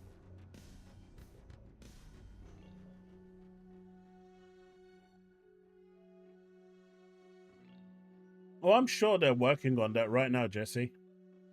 I mean, I've got no doubt in my mind that they're working on that and trying to, nail that down as firmly as possible. Because that's going to be a big thing. After all, everything kind of banks on that. They've made a big push on that, especially in their reveal with AMD. It's not just going to be on this Xbox new console that they're releasing, which is supposed to be a hybrid. It's going to be on regular PCs as well, that eventually, the new PCs that come out with that chipset are going to be able to run your series games and your backwards compatible games. So for sure, that's like going to be massive for them. A massive headache, more like.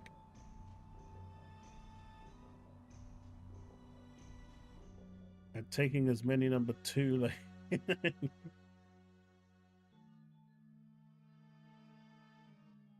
but yeah, it's gonna be interesting. But it's just the way that they turned around and said it's gonna be a godsend. It just didn't sit right. Rock Ally hasn't got the new chip, AMD chip, so no, it won't do console versions native in the cloud. Yeah, exactly. It needs that chip. And it was earlier today that that post that Paris was talking about. Let me see if I can find it, because it was the one that I actually responded to, and that's why Paris came in, and I appreciate him coming in and saying what he said, because it was obvious that's what he meant, and there was like no doubt in my mind that that's what he meant. Where was it? Let me see if I can find it. I'm just almost there, I guess. Here we go.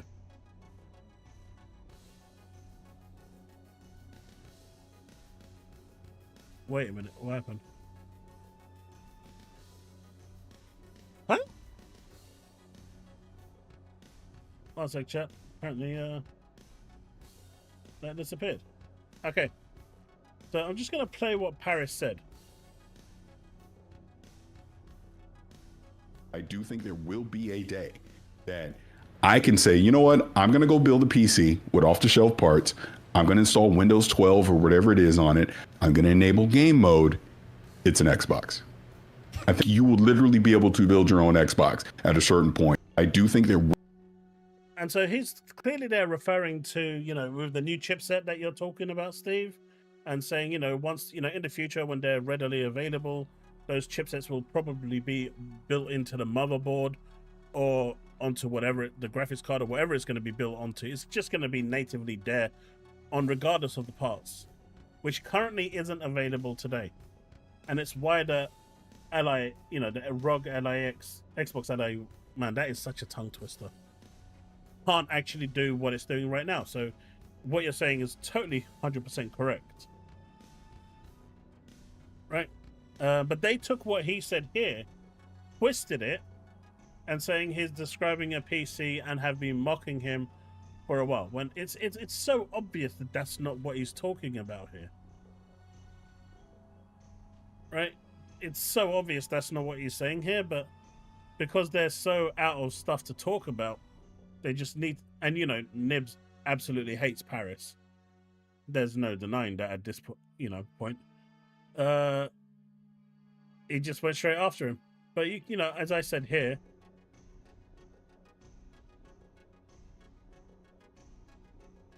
it's saying Xbox is referring to the fact that the machine will play your back compat games like the current consoles can. Currently, PCs cannot do this, but if they can without emulation cloud, please do show me. Otherwise, there isn't a PC right now that can do this, because, as we stated, it's a hardware upgrade, and the Xbox LIX is not going to have that hardware chip in there.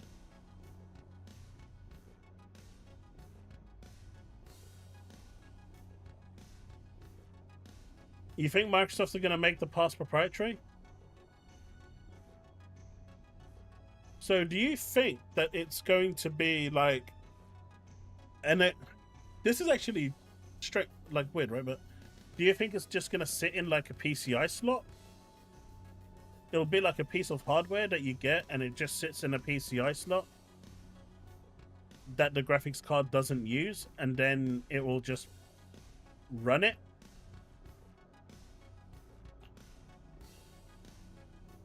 It's interesting to see how. I'm genuinely interested to see how they're going to actually do it. Right?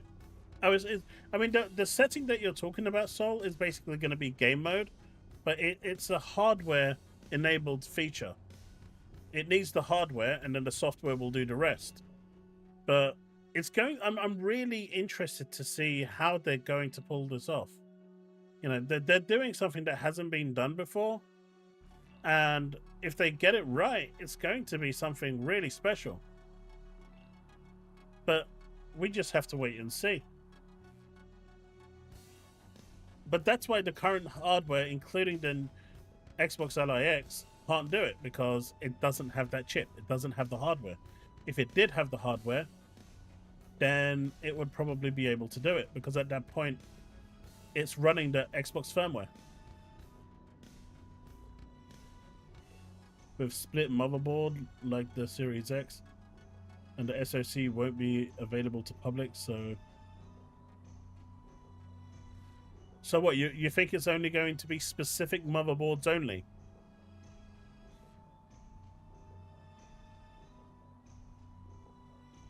Take it easy, Sol. Thanks so much for stopping by, dude. I appreciate it. Have fun at Disneyland. You think Sony has insiders at Microsoft and they will copy the next Xbox?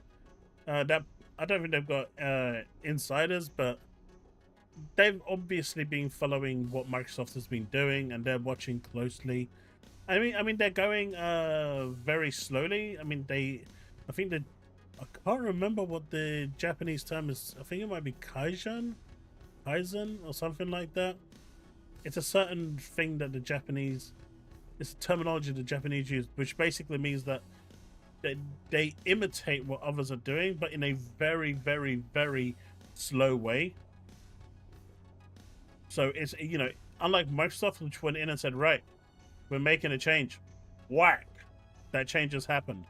And it hit everyone like a truck. Sony, well, the Japanese in general, like to do it really slowly, transitionally, to make it seamless, so it's something you gradually accept. I mean, just look at the PlayStation games, right? No PlayStation games are going anywhere outside of PlayStation. Then it's just one game on PC. Then it's live service games on PC. Then it's live service games day and date on PC. Then it's single player games appearing 4 or 5 years later. Then 3-4 years later. Then 2-3 years later. And now it's 14 months later. Some of them published are day and date. Remasters now are day and date. They're doing it so slowly. Devin, you can do it, buddy, lol. Rolling on the floor laughing emoji. They're doing it so slowly that it's basically allowing them to come to terms with it rather than it hitting them like a truck. That's why it's called the Series P. They will lock it out from public. Otherwise, what's to stop, say, me building my own and Microsoft losing out on all the money. Well, you're still gonna buy the games from micro. Like if you have the Xbox OS being able to run on there, if you want to buy a game that's only available on the Xbox console, for example, an indie game or whatever, then you have to still buy it from Microsoft, right?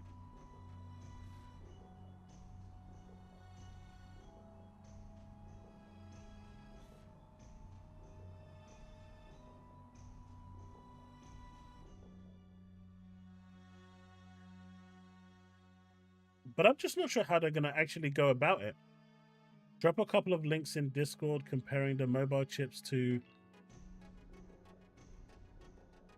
All anecdotal because there are too many variables for apples to apples comparison. Oh, you did something in Discord. Whereabouts did you drop it, my dude?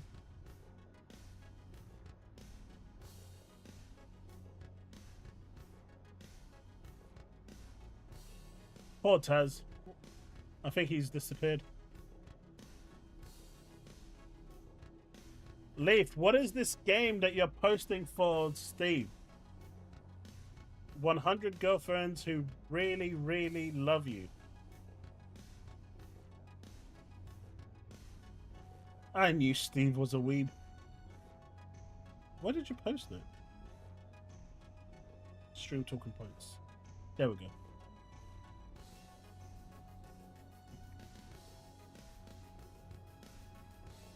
Man, Leaf just chose violence today, man. He just outright just came out and said, right, I'm just exposing Steve for everything.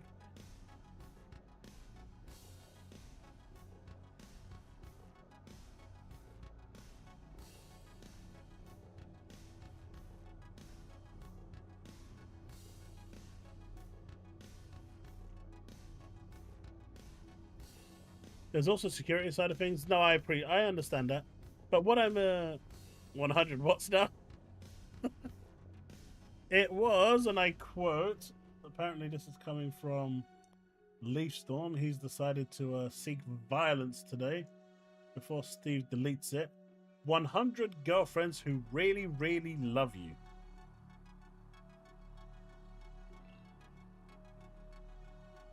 You might also like this mod. Oh, that's Byron saying that he might like that thing.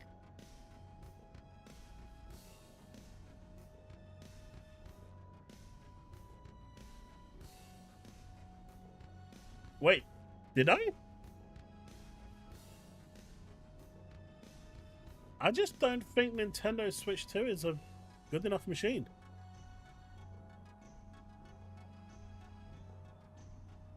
The fact that it struggles to run games at 60 FPS is really telling. Alright, so this is what he was showing, the 4070 mobile versus thing. They're pretty on par, to be fair, performance-wise.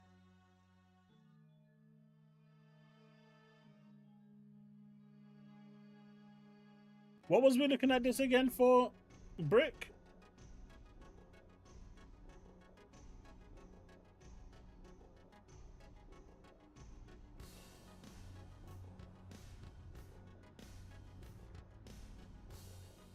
Switch to his peak gaming. Look, I like my Switch, but when Nintendo comes out and says, "Hey guys, please stop using the Switch outside, it's gonna overheat," it's obvious that it wasn't really built properly. The current best IPGU uses RX 8060s, which was 8060s. Hot damn! Which was supposed to best 4060 mobile, but in reality competed with the 4050 and 6070 XT. Is the closest. Calandros. Mate, I thought Steve with his RTX 6000 was like on a roll. My guy's using 8060s. He's on 8000 series.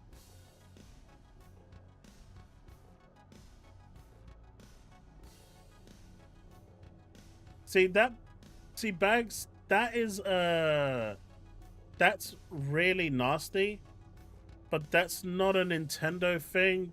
That's just a community thing. So what people are doing is, if you don't know, They're going and buying a game. They are copying the game in its entirety onto a another memory card,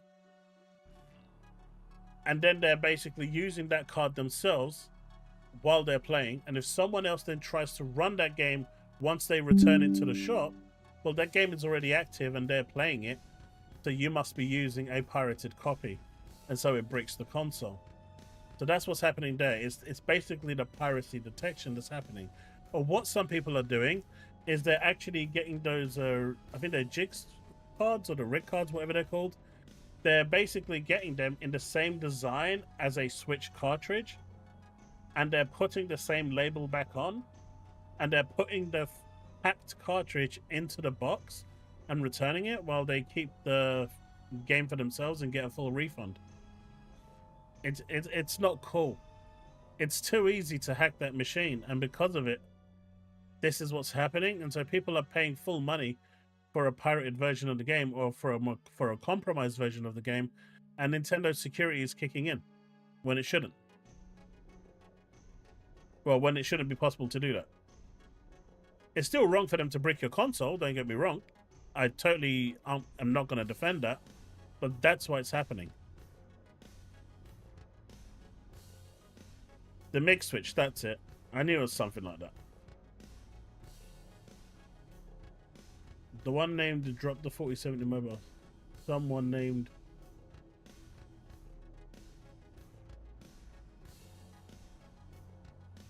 Right, and we've got this one over here. Radeon 86. Again, they're not that far apart in terms of performance. Everything else is.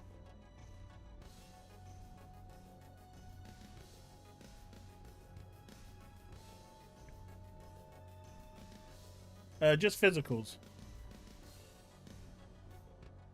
I did say, that's what I said, Steve. I don't agree with them bricking it, but that's why it's happening.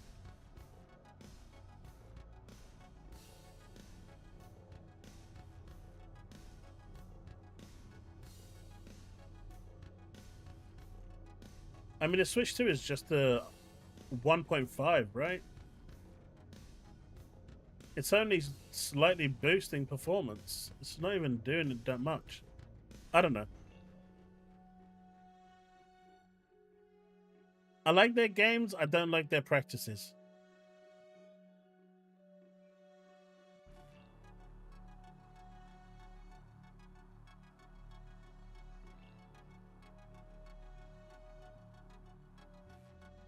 But the question, Steve, can it make a phone call? Okay, that was a terrible joke. I'm just going to take it back. Act as if it didn't happen.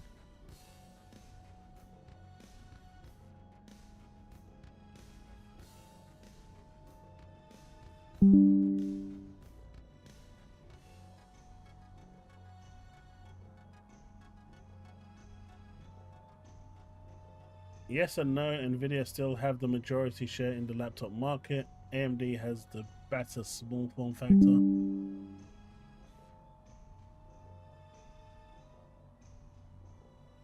That does not deserve a self-time. You know what? Fine, I will time myself out for a couple minutes. Be right back.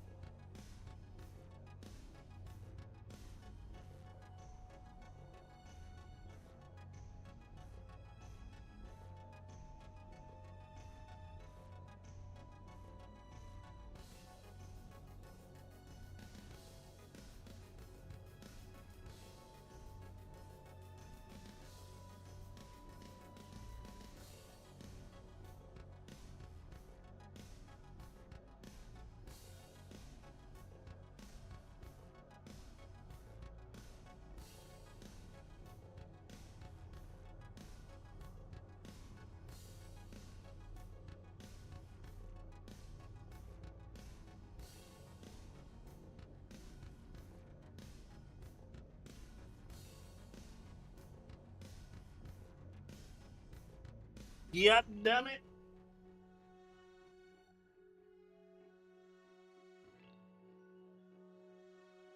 There you go, I timed myself out.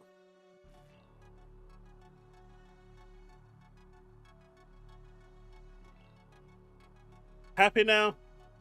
Now that joke was so amazing and you still didn't appreciate it? Bye, chair, we'll miss you. I didn't see any $50 bills coming for the chair while it was spinning around for you guys. What a shame.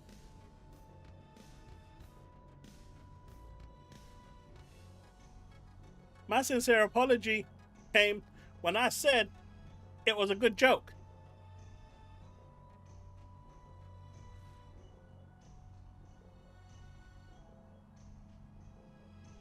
I'm good. Uninstall Shadows on Friday so I don't attempt to play. Why am I not playing Mafia?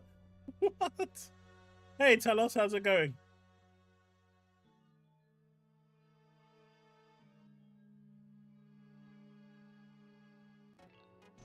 Oh.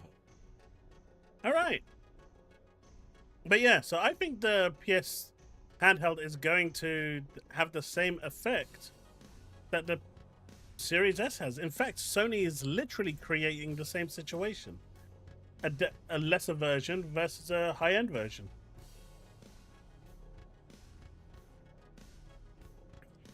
At least that's the way I'm seeing it. Time will tell if it is in that situation, but that's the way I'm seeing it personally at the moment. And the way that now it's being regarded as a godsend is crazy. I also don't feel like the PS6 is going to arrive in 27. I think that's wishful thinking. I think it will land around 29, 30. I think 29 is when they'll probably look to it, because they're already upgrading the Pro CPU, right? Well, the PSSR to do more via AI. They're working with AMD to push it further with FSR4 or a hybrid version of FSR4. They wouldn't be doing all of this if they're releasing another console in a year and a half. Why would they be going through all that effort if they are planning on releasing the next generation that soon after? It doesn't make any sense. So I think Moore's Law's dead. I think he got that one wrong. But we'll see, right? We'll see.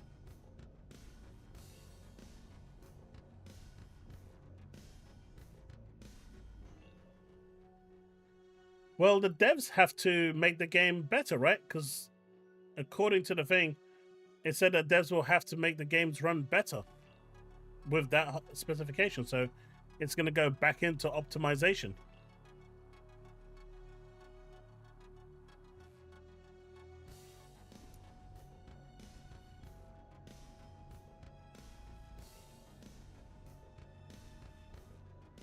Well, the other thing is, Tarnished, the PSP sold well, but Sony didn't support it. The Vita did relatively well, but Sony didn't support it. The PSVR did as well as a VR can do, but Sony didn't support it. The PSVR 2 did okay-ish, I guess, if you want to say that. It's not done that well, only when it went on sale. But again, Sony's not supporting it. The only reason the Portal is doing well is because, well, Sony doesn't have to do anything to it. And if you have a Portal, you don't need a PS5. You can play a bunch of PS5 games without a console. Nah, not in terms of first party. They released like 1 or 2 game renditions for those things, and that was it. Third party was great. I'm talking first party games. First party support just wasn't good. Third party was great, but then the third party gave up because Sony gave up. They will only show you support. You know, third party will only support the hardware if the first party is supporting it. If the first party falls out of love with it, third party will just follow suit and not care. I see you got on Boom Showcase Lounge. Yeah, Talos, I was. It's the second time he's invited me. It was cool. I hope I provide like a different take and a different perspective when I jump on that show. A more central kind of tone. So hopefully people enjoy my takes.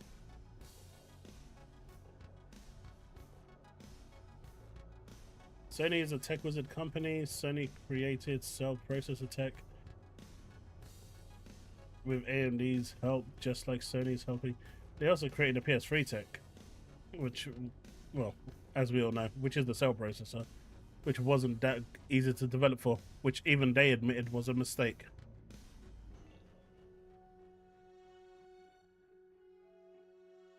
Mr. Touchy-feely?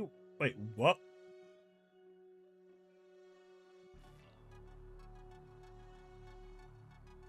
Do you know what the first game I bought? I actually imported my PSP, and I imported it with Ridge Racer.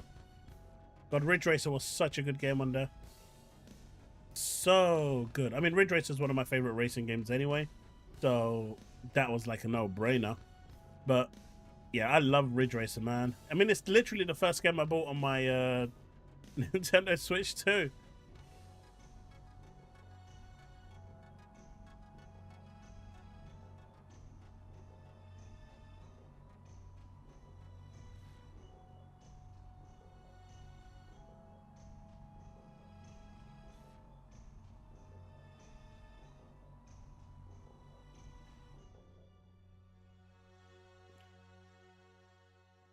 But I've seen you do it, and you've sent me the picture of it.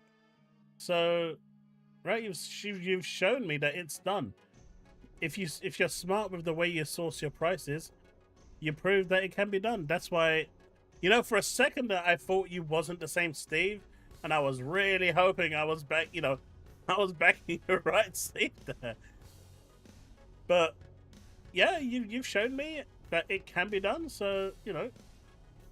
Credit where credit's due. I know people don't want to believe it, but if you can source your parts right, it can be done.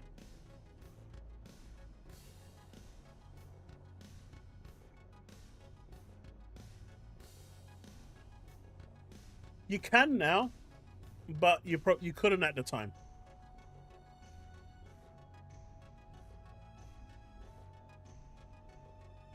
Now you can, but at the time you couldn't. When they first came out, that was not happening.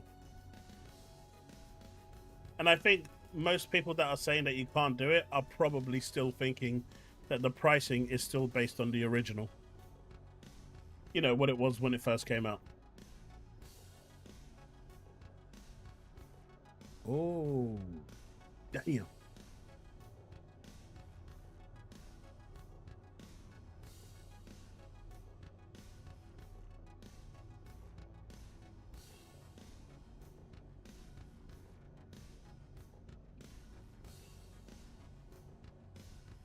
Look, what we need is a Scud race, a Daytona USA, a Sega Rally, and we're good bags. That's what we need.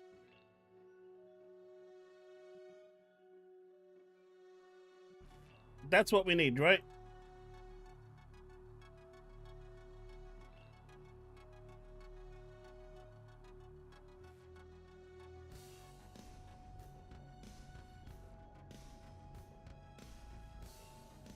I'm surprised Sega doesn't do that. You know, there's some really good races. Like Scud Racers never made it to consoles. And it was amazing on the arcades. That's a game that they could port easily over. And it would still be good. Making a Daytona USA free, super easy. I wonder if they'll have the rights to the track though.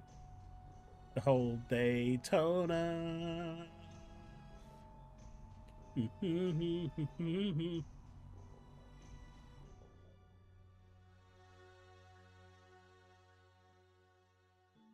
mean, it depends what you're going for, Banisher. My kid has...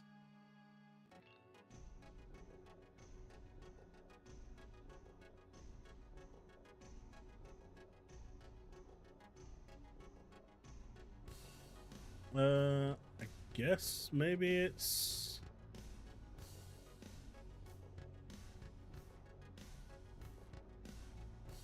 Let's see.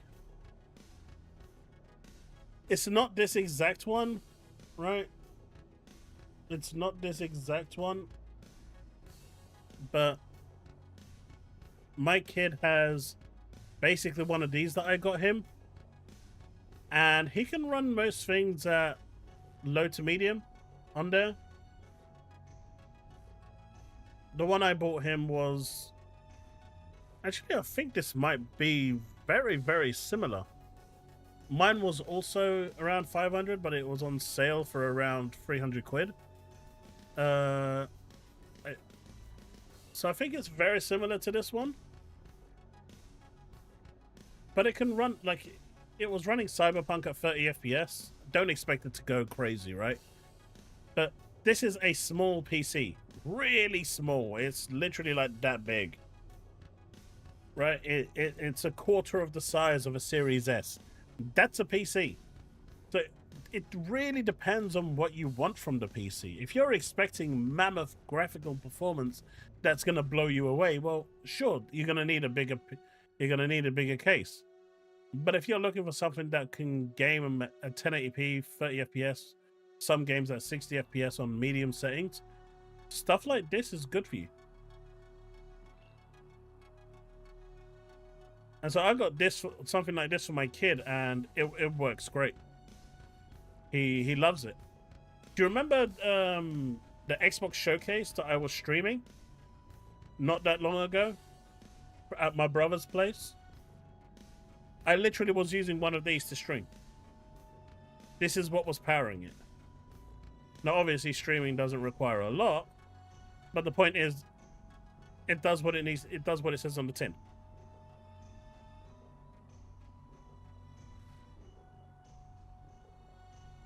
This isn't 1X player.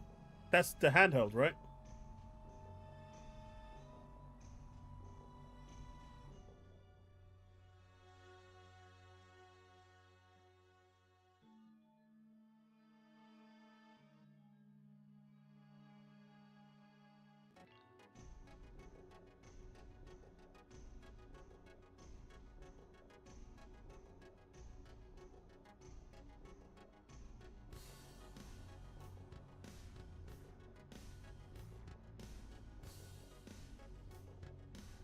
I mean, we don't even know the performance of the Z2 Extreme yet.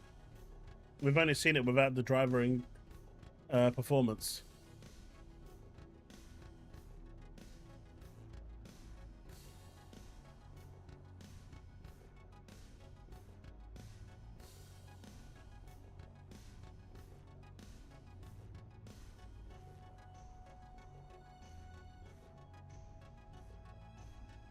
Is this gonna show?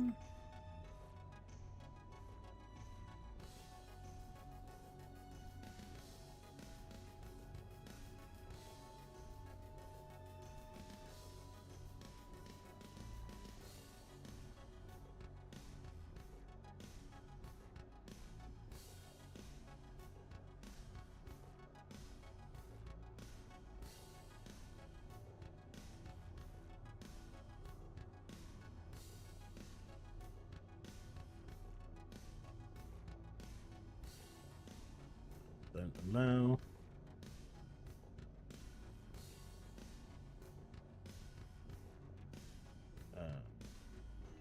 Only. Go away. Piss off. So I guess you're referring to stuff like this. So you got this one over here for a flash deal, which is huge. 1,262.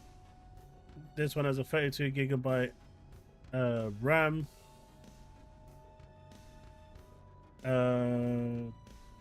What CPU is using? A Ryzen AI 9 HX370.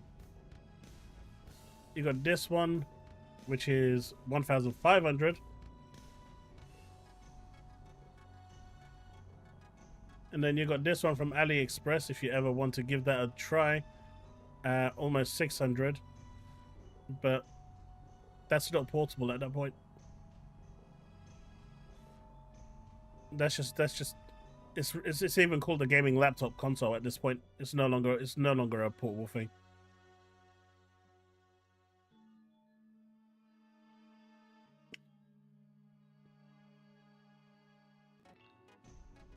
So here's the thing. You don't know what the Z2 Extreme can benchmark at, so how do you know it's going to outperform it?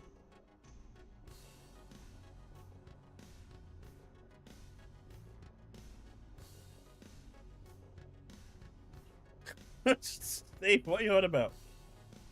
There's no drivers out for the Z2 Extreme, proper drivers yet. So, what makes you think that it's gonna thing? But there's no drivers. ETA Prime already tested it and said there's no official drivers for the Z2 Extreme yet.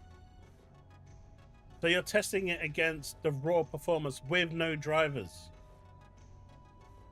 So there's no way you can actually say one is better than the other until drivers are officially released, which they're not. They've only got those experimental test drivers, which aren't the finalized drivers.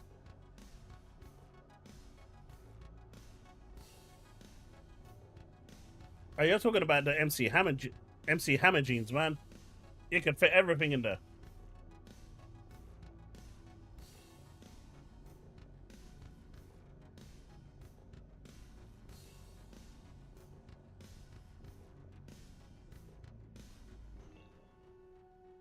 So yeah, until we find out what's what with the new drivers, everything bigger than them. Jesus, I know what you're talking about. I do.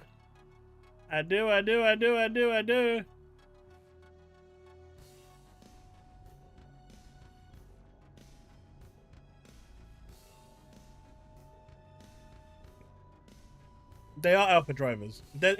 They said they're experimental drivers at the moment for the Z2 Extreme.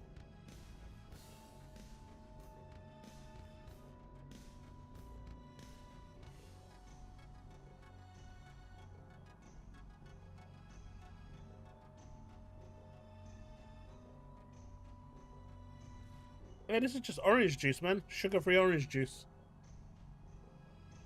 Andrew, look. Just say you hate the idea that it has an Xbox attached to it and that even the Game Boy in your eyes will be better than it. Just say that and, let it out. It's clear that that's how you feel. That the Game Boy Advance will be better than the Xbox Ally X, because that's what you genuinely believe. Start drinking Marmite? No.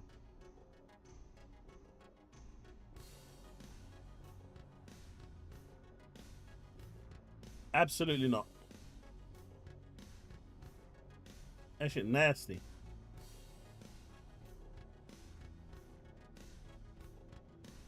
Hell loves orange soda.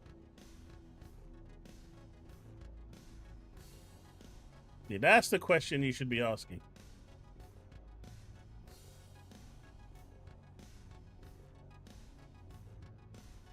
Which handheld are you talking about, Bags?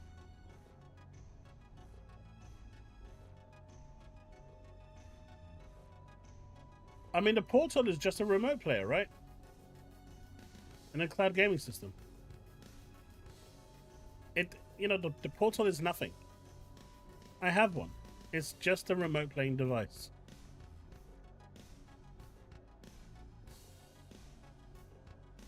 Andrew, you would never have bought one.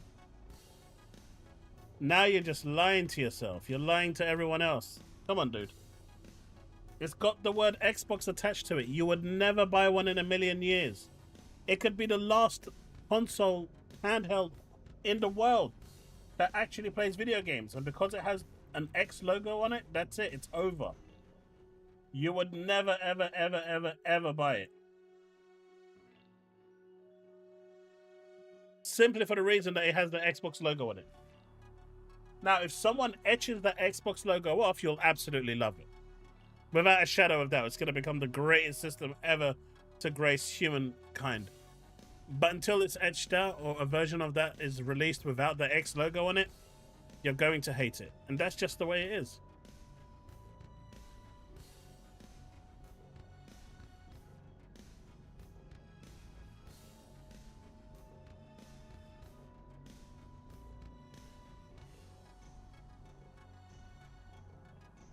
I mean, battery life is the biggest problem that they have right now, right? lithium batteries just don't last long enough, and I genuinely think that they've already found a solution for the battery problem. The problem is, there's a lot of lithium batteries out there, but these companies probably don't want to get rid of lithium right now. And so I think they're purposefully holding it back.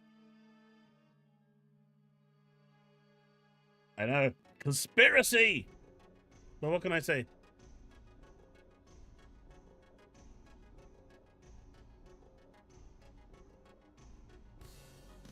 At £1,600, it should be better.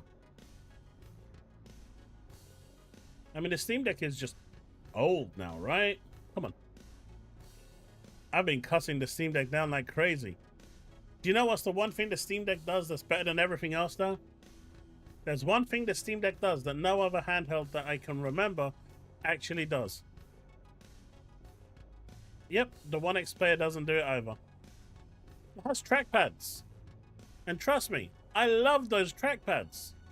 Those trackpads are freaking awesome. They're amazing. People don't understand just how good those trackpads are, and I don't understand why none of the other companies actually release a trackpad with their handhelds. They absolutely should. Those trackpads are freaking awesome.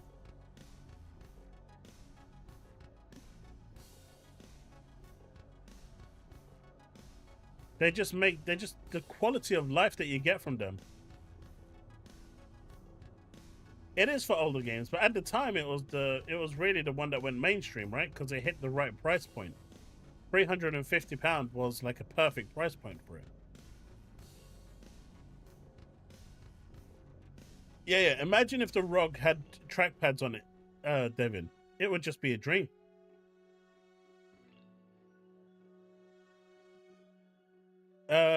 Gabe said that the next time that he was gonna update it would be realistically when he could actually, double the battery life. So that basically means never.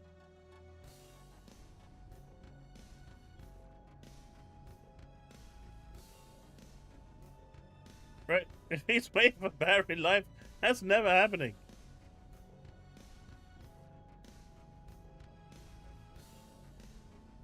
The problem with that, Brick, is that so many companies and manufacturers are using lithium.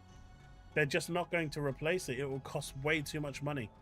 And these companies that are building lithium that have to be replaced continuously are milking money, right? They're milking the system.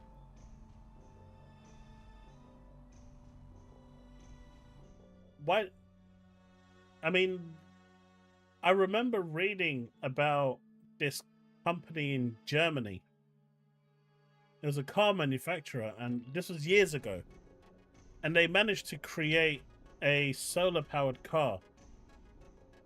I think it was solar-powered. It was either solar or wind-powered. I think it was solar, though. But basically, it had enough charge to drive like 30 miles a day. Which is pretty decent if you're just driving around the city or, going to take your kids to the school. And they were bought out by this Saudi company and then completely dismantled so that technology wouldn't be set out into the world. And they destroyed all the tech as well, all the documents for it as well, just so oil could continue because it was just so prevalent. Lithium is basically the same thing. It's the same situation, right? These companies are not going to throw away billions of dollars, right, in revenue because they can make something better and lose themselves more money. They will milk it as long as they humanly possibly can and bang, until they can't anymore. No, it's, Bags, it's business, right? They went in, they saw something that could hurt them, they bought it and dismantled it and destroyed all the technology with it. It's exactly what they did. Look at it. There's this other Saudi company who pretty much supplies the plastics and metals around the world. They're pretty much the #1 provider. When plastics went downhill in Europe, they lost half their market share. Overnight, when the world stopped using plastic properly.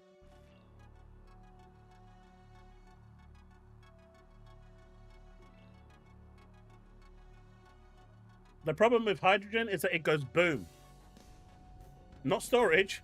The problem with hydrogen is that it goes boom.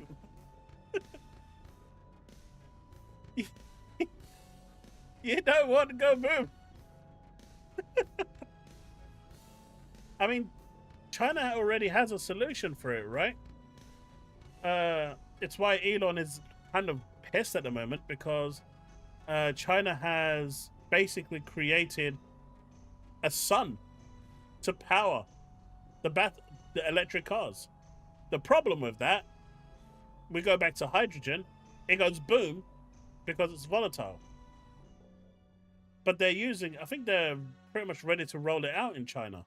They've got these little these contained reactors that are basically hold a mini sun in there to keep it solar powered, to keep it recharging.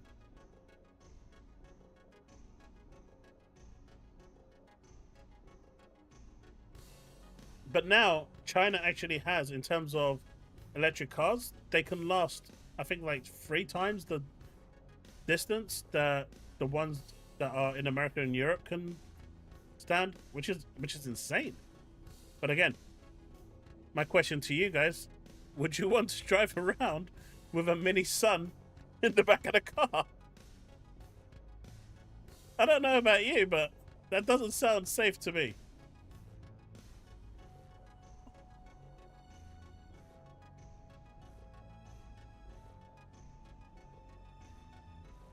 I will become Iron Man. Wait, Ghosty, you saw how that ended, right? You saw how that ended, right? It didn't.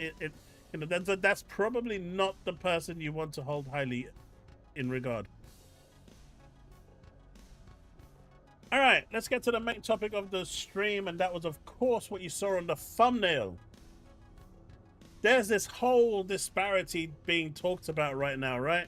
Between the power of the next generation Xbox and how the next PS6 is going to be a lot more underwhelming, should we say, in terms of performance. And my question to you all is, why does it matter? It'll be fine. I've seen Spider-Man 2.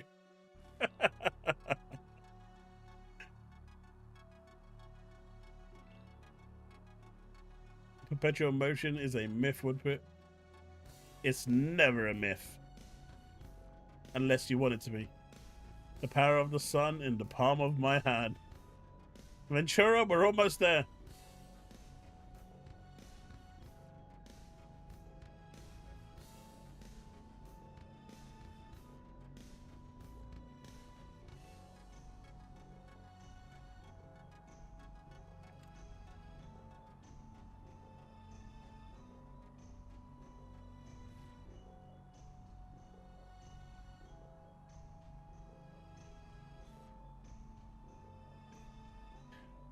But yeah, chat, ultimately, we've got, you know, I've been seeing a lot of videos about the talk of, you know, hardware and the hardware leaks and the, you know, the new Xbox, the new PlayStation, and Moore's Laws releasing all this info about it, and whether it's true or not, who goddamn knows. But my question is, why does it matter which is the most powerful? I mean, we already saw from the previous gen, it's not about the power, it's about the market share.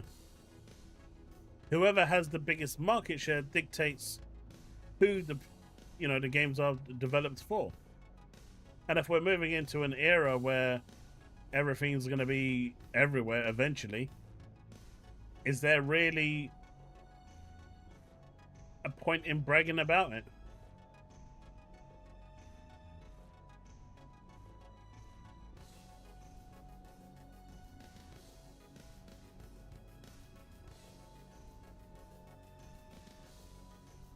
Yeah, I'm not saying it does, pal. I'm just saying it's just weird, right? Because we've seen this song and dance already. The Series X was the most powerful console out there.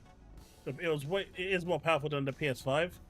But because developers were building for PlayStation first, it was being optimized for PlayStation before being ported over to Xbox, and then it was being kept in check with the PS5.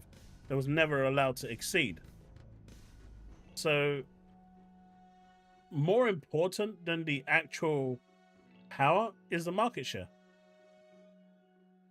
I get the PS, you know, in terms of teraflops, which people are still talking about right now. They're going back to the 50 versus 35 teraflops. It's huge, but if it's not going to be utilized, what does it matter? And considering everything's going to be on a PC, just get a 500 teraflop graphics card on PC. The biggest issue that I think people often, that are not often, but that aren't really looking into it, is the price point. If the PS5 is going to be that considerably weaker, and it's going to be at $500, it's going to be more accessible to people than the $800-900 for the new Xbox. Microsoft has said they're never going to be beaten on power again. That's a bold statement. I'll believe it until I see it. But that also comes at a cost, right? And I don't think companies are going to subsidize anymore. You know, like we were saying on Boom's stream, not that a couple of days ago. Was it, you know, not a couple of days ago, literally yesterday. Companies are at the, you know, these companies are at a point where they're not subsidizing anymore. So if you can only afford $500, you're not going to get an Xbox. You're going to get a PlayStation 6. The price is going to be really important.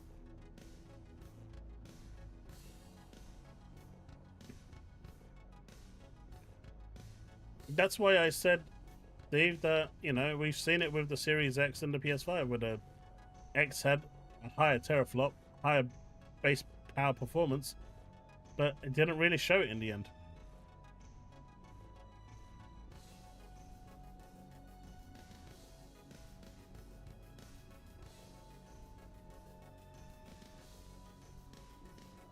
But the PS2 sold better than the GameCube.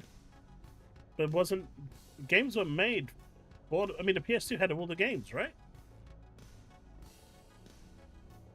Everything was pretty much made for the PS2. Now, I don't think it'll be 500. I'm just saying what they're saying. I'm saying right now, that's what the people are speculating, that the PS5...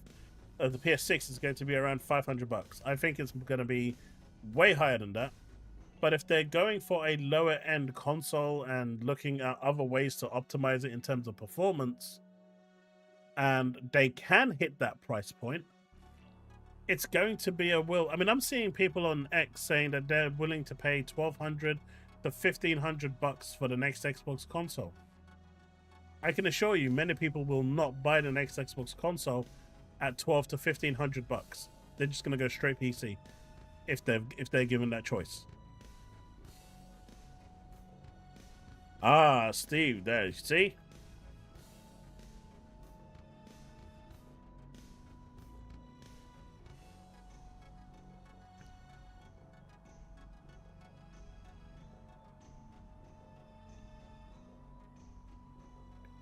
But I think that is what's going... A lot of people are looking at the next generation console. Oh, this is going to have this specs and that's going to have that specs and all this and all that. I don't think that's going to influence or be the key to the next generation hardware. I think it's just going to be price. People are going to go and say, right, how much is that?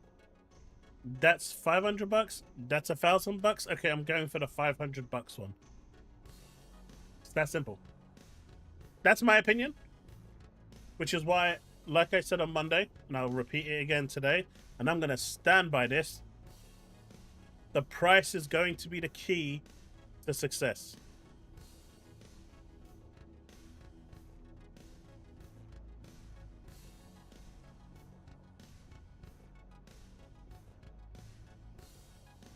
But what do you guys think?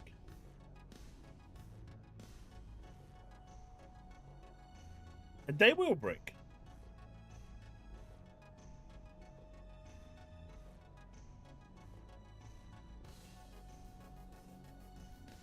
Steve, you're forgetting the machine isn't coming out now. It's coming out in about 3 years' time. In 3 years' time, the specs that you're putting on there will be way, way, way more affordable.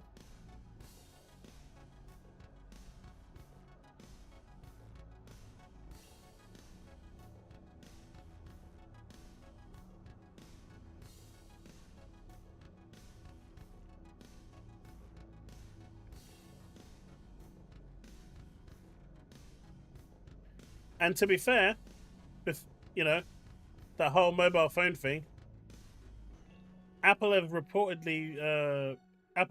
repeatedly now that phones are not selling as well as they used to because they can't innovate anymore with phones. In one of their, I don't know in one of their keynotes that they released. It's not a keynote, but you know the one where they release like a massive document of like the stuff that they do with the shareholders and stuff. I forget the name now. It said that they were looking to end mobile phones in terms of like an iPhone by 2030 and look at wearables as the next big thing for mobile phone communication. Right? Now, obviously, that may not happen and things may change. 5 years is a long time. And this was like a year ago that they said this, a year and a half ago. So they were looking quite far ahead with like a pipeline of where they want to be. But Apple are already looking at wearables like glasses being the next big thing for your mobile communication. And so they're already seeing that mobile phones are phasing out. So they're moving on. Right now, they're moving on to the foldable iPhones, which are now coming out. That's like their next big thing. But in terms of innovation, there's nothing else you can do with a mobile phone.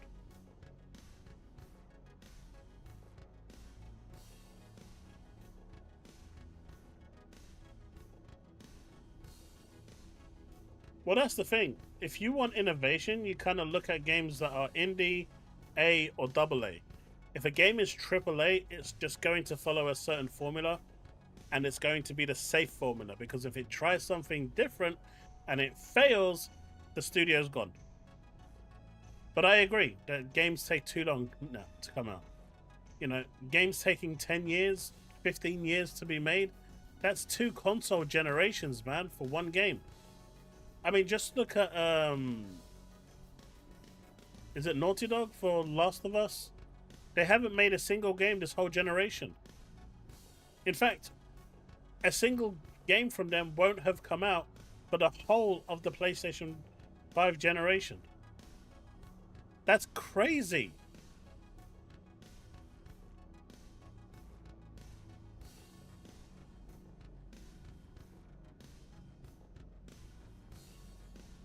That's mental, man. That studio hasn't released anything. I'm not counting the remakes and the remasters.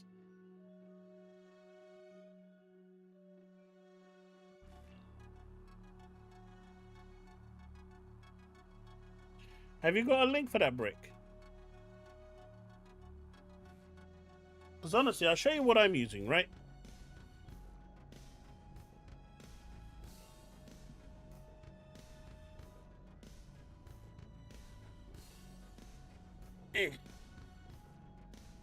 Because I'm using these bad boys. I used them on the weekend when I went out, and they are great. Right? I'm using these glasses here, and I'm going to get the prescription lenses as well, so I can use them properly so I can see everything. But these actually have a projection screen, and these are so awesome, these extra glasses. They've literally changed the way I consume media entirely. I absolutely love these things. And they're comfortable, they're not heavy, they just work. These are the next big things.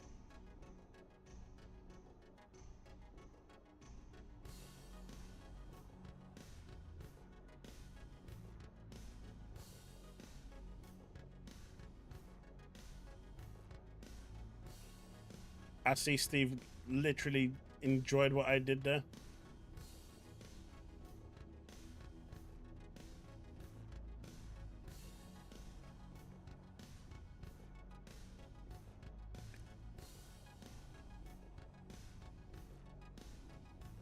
Byron,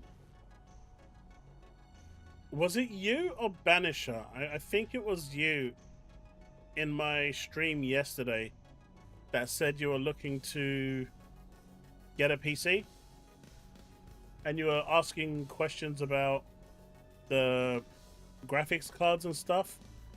Was it you? Sorry, I don't mean to put you on the spot like this, but I just remembered now when I saw your name. I think it was you. Can you just confirm if it was you or Banisher?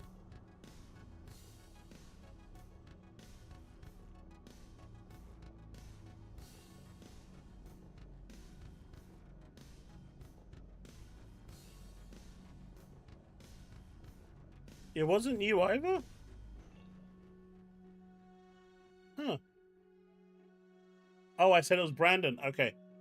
No, there's too many B's, okay? They all start with B.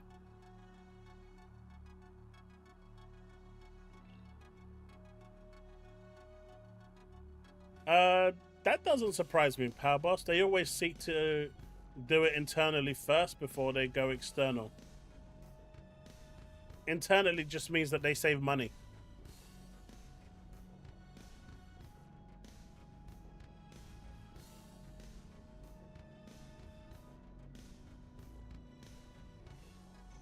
Okay, I shall wait until Brendan comes back. Yeah, I think it's all going to be dependent on price. I think price is going to dictate the next generation. Because let's face it, the next console that comes out from Xbox is going to play PlayStation games. Whether Sony or the fanboys like it or not, it's going to happen one way or another. It's going to run them. And so, at that point, it's all going to come down to the factor of price and deciding on whether that cost is going to be worthwhile. I don't think the specs personally are going to be the biggest factor here. I'm pretty sure both will run 60 FPS. Even if it is minimum at 2K upscale to 4K. It's very rare that you get games running 4K 60 anyway in this day and age on current gen consoles.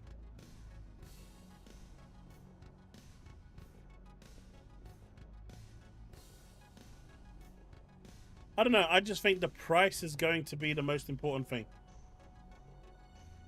And I think people are just going about it the wrong way entirely.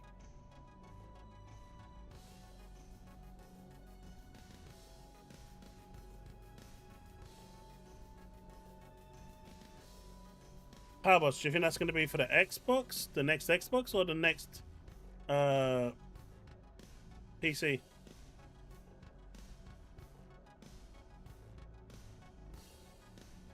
I mean, not PC, sorry.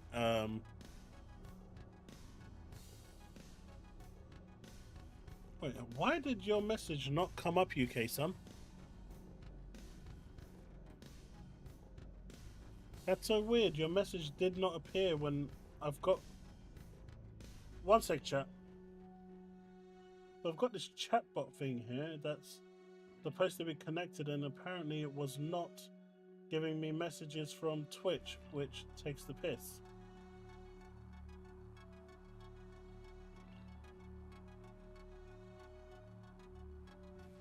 Let's see, is that gonna work?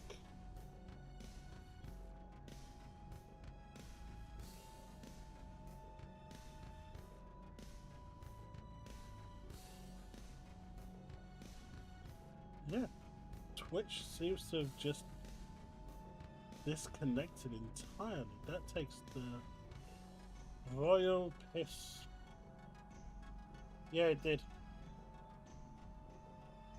One sec, chat.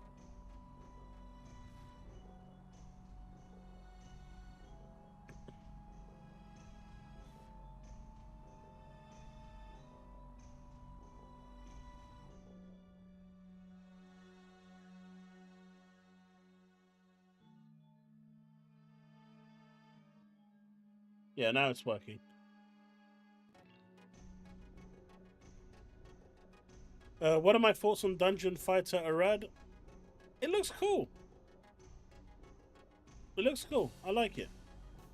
I don't know. I mean, I'm kind of past those fighting games now.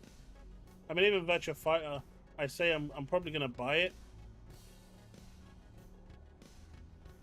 but I probably won't play it. I know that sounds bad, but it's the truth.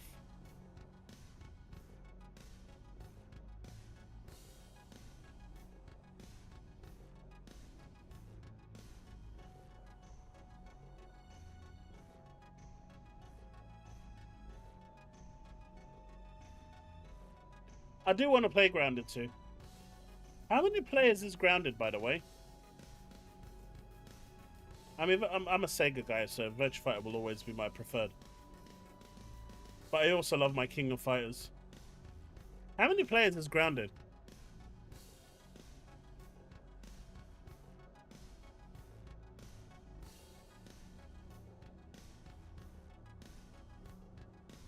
Steve, the problem with this is it's a long read.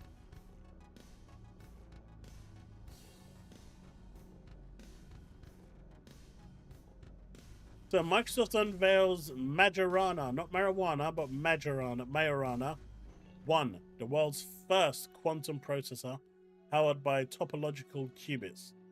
Do you think this is going to be in the next Xbox?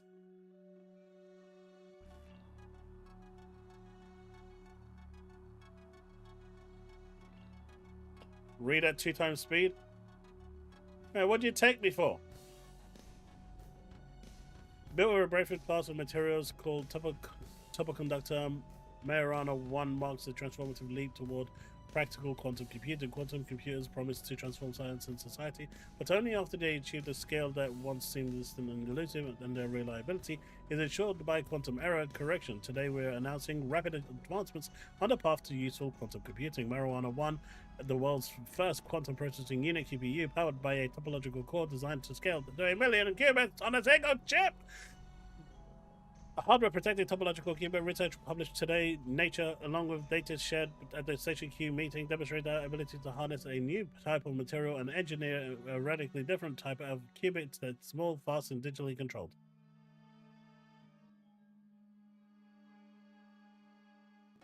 Wait. That was fast! What are you talking about? I didn't understand a single thing I read, though. I need incentives to read faster.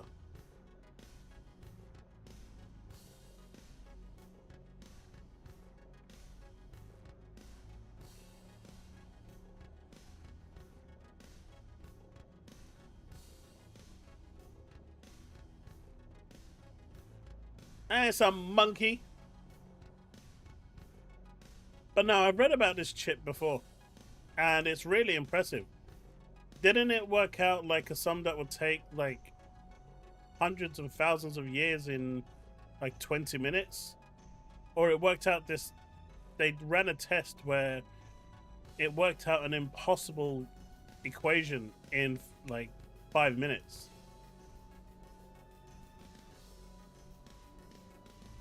If I'm not mistaken. I remember reading about this some time ago.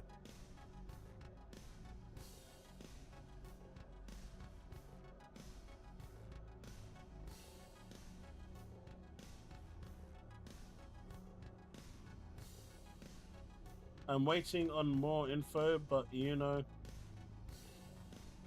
Mate, you've just got a foot fetish. That's why you're going for Uno. Calandros is openly admitting to that foot fetish. He's part of the Alex crew. It's done. You know, hands down, he's already sold himself to the Foot Clan. He saw the feet and that was it. He's done.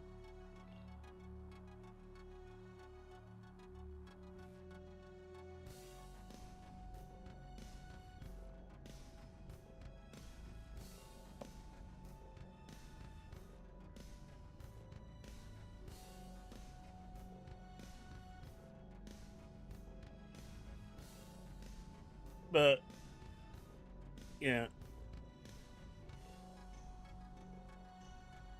Oh, it's got a lot of time, but the fact that they've managed to get it into that form factor is insane, in my opinion. But when I was reading about it and what it was able to do, on what they were able to think. You don't have an electro DPS. Look, Calcharo does not count. Calandros has a foot fetish. He wants to oogle at, you know. Look, they ain't implanting no chip in me. Ain't happening.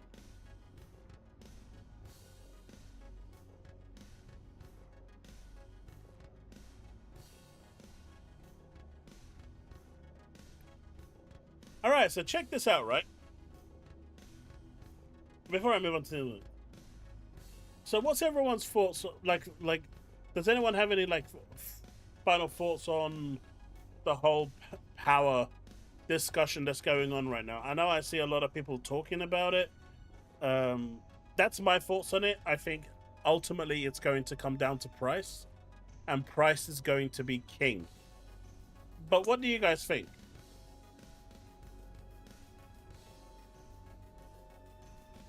Mate, no one cares about Zhang Liao. There's no tits on that.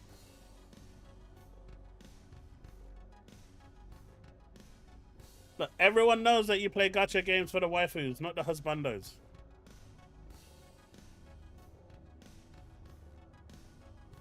There's no boobas and no one wants to play that character.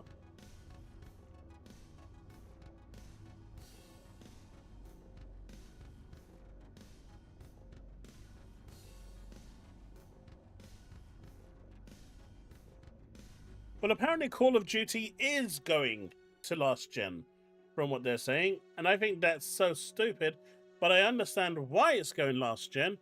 But at some point, you've got to let go of last gen.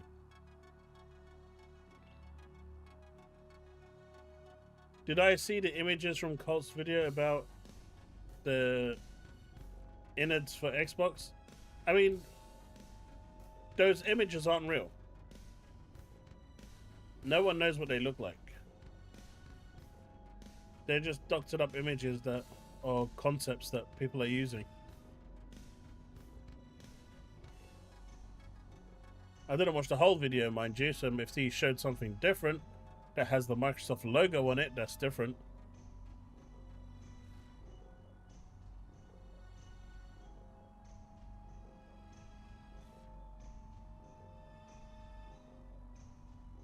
But that's not true.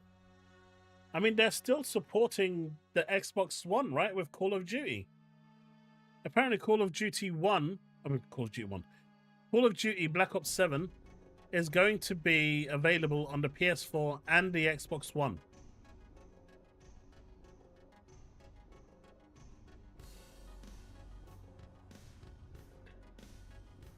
I mean, I get it. They don't want to let go of that base, but what they should do at this point is say, right, if you want to play this game on your Xbox One, it has to be through the cloud.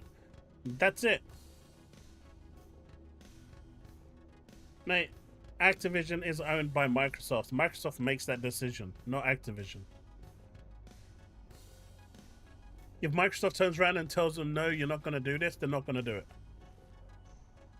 Clearly, Microsoft is chasing the money. And from a business perspective, I get it. But that game will now be hampered and restricted by the Xbox One and the PS4.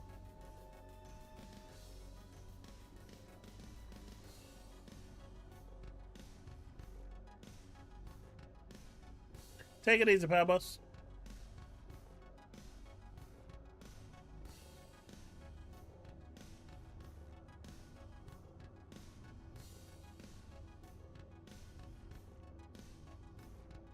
It still shouldn't be there. Again, I understand why it's there. Because they're worried they're going to lose a lot of players. I get it. But I think it shouldn't. But I also feel like this whole discussion that's going on right now, I'm seeing Jez milking it for everything on Battlefield 6, and obviously since the reveal of Battlefield 6, which looked really good, by the way. I'm really impressed by it, and I'm hoping it's going to be good. The the natural hate for Call of Duty is just escalated even more than it used to be. I mean, people are always going to come out and say, who's playing this? No one's buying this. No one wants this. And yet then it goes on to make 1 billion sales anyway. So, I just think it's silly. Like, personally, I'm more of a Battlefield player than I am a Call of Duty player, but I do like the single-player campaigns in Call of Duty. The last multiplayer for Call of Duty that I really enjoyed was Black Ops 1. I really enjoyed that. The maps there were great. And recently, I actually saw that I was actually watching, while I was in Boom's stream, actually, that they incorporated all of the Black Ops 1 maps into the latest Call of Duty, which is kind of cool.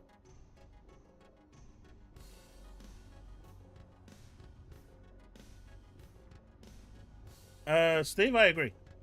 But then people call me elitist for that, so.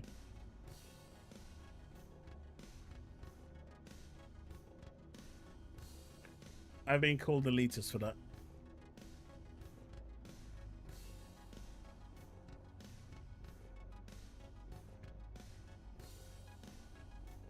But yeah, it's like, to me, they're two fundamentally different games. They cater for a different audience. Why are people comparing it? What do you mean? You just said you'd drop it yourself.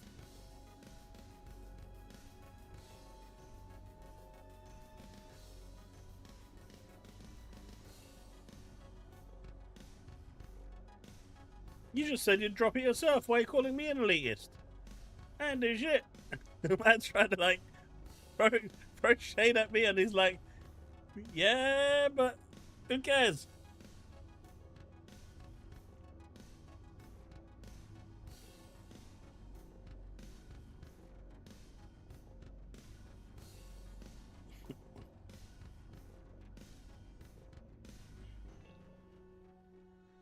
Mate, they were saying that last year as well, Byron. I thought next year COD isn't coming. It is, man. They said last year was the last one for the last gen as well. That's, you know what? We're gonna have like PlayStation 9 and Xbox 900, whatever, and it's still gonna be on the Xbox One and PS4.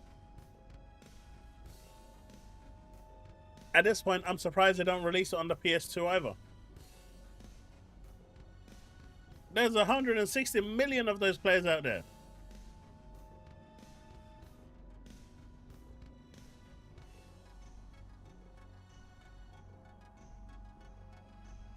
You know what they should be making? A Destruction Derby. Does anyone actually remember that game? Destruction Derby.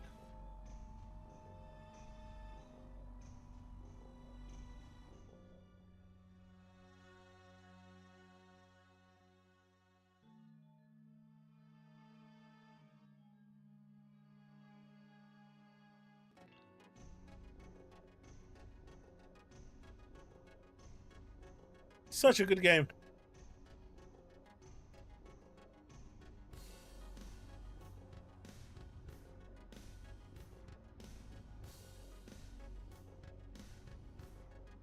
Digital Foundry talks about the rumors about the next generation Xbox. I think we could get a family of devices from Xbox, which is what I said yesterday in Boom's stream, with the problems of PC and consoles without reaping the advantages of a console and PC.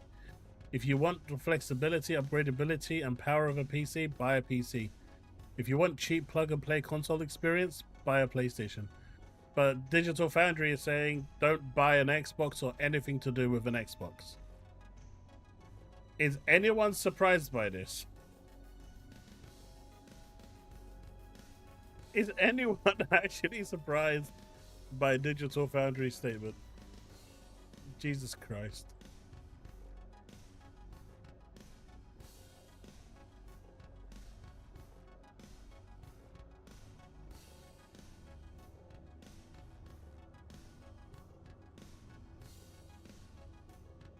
I mean, they always were, right?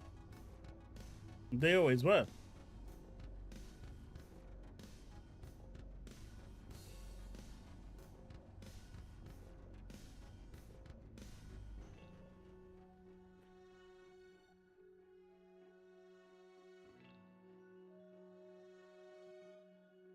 Did the base PS5 have any ray tracing?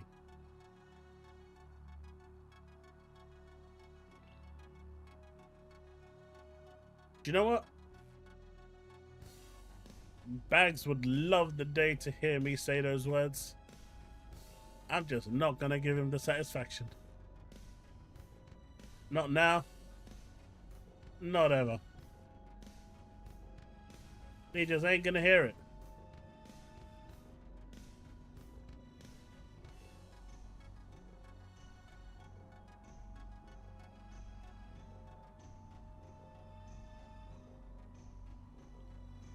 They went hard on the Switch 2, didn't they? They went really hard on the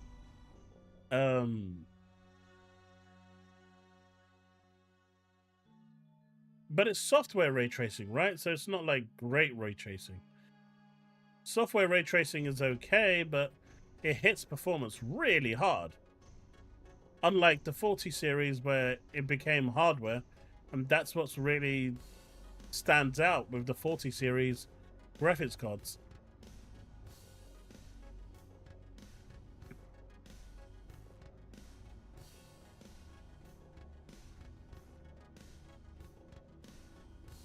If the Xbox gets PlayStation games, that makes the PlayStation. Hey, that's not how this works. That ain't how this works.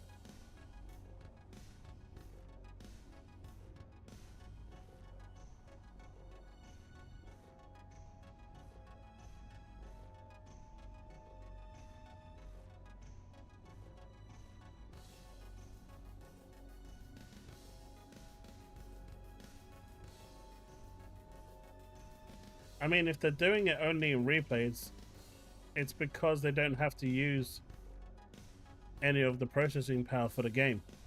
That's why it's there. It's still software.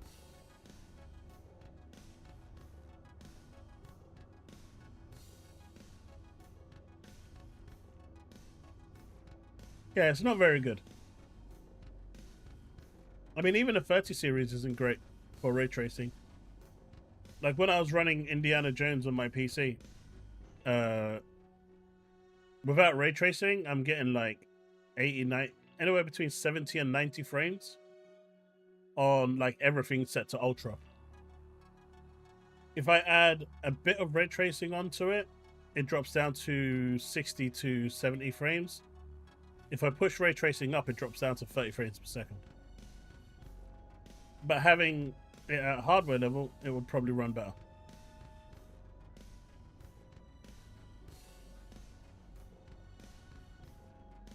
What do you guys think about the possibility that Sunset Overdrive might be getting a remaster announced? Might. I'm not saying it is. I'm not saying anything's confirmed. I'm just saying it might get announced. It might be something that they're looking at.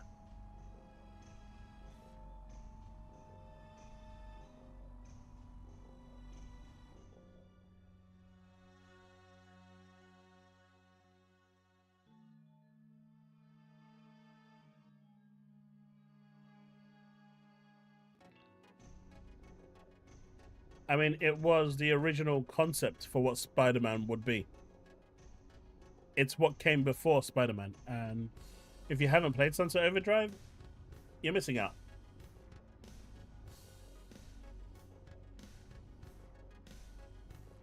In other news, apparently in Denmark, a pornographic mermaid statue is to be removed after it was deemed a man's hot dream of what a woman should look like due to its large boobas. So someone else's art is now being torn down in Denmark. It's been there for years, and now, due to the Karens, it is going away. Society is cooked. A sequel could happen as well.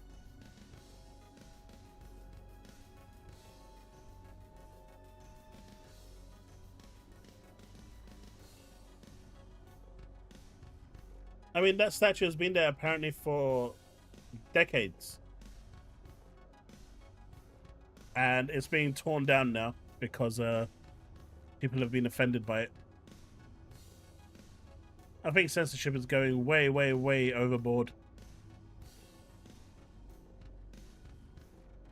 Yeah, that's okay. That's okay, Bags. That's different. That's allowed.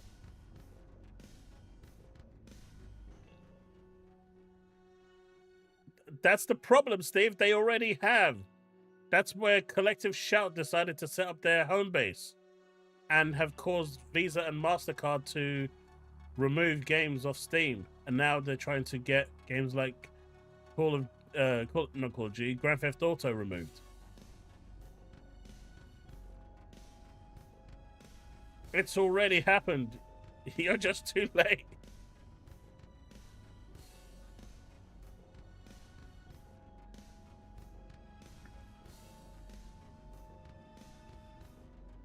I mean, you're probably not wrong, Ventura, but I'm going to go into Karen's anyway.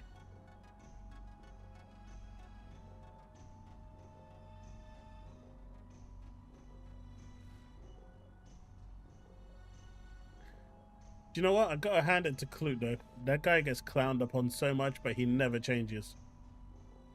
He never, ever changes. But someone, please think of... Nah, no one thinks of the children, mate. Remove all internet promos. Yeah, that would work. That would work. It's all think of the children, but the children come last.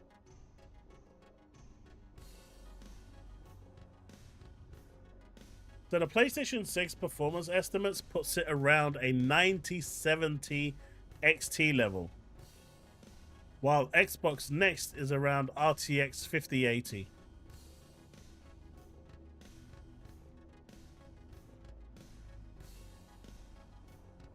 Again, I don't think any of this really matters.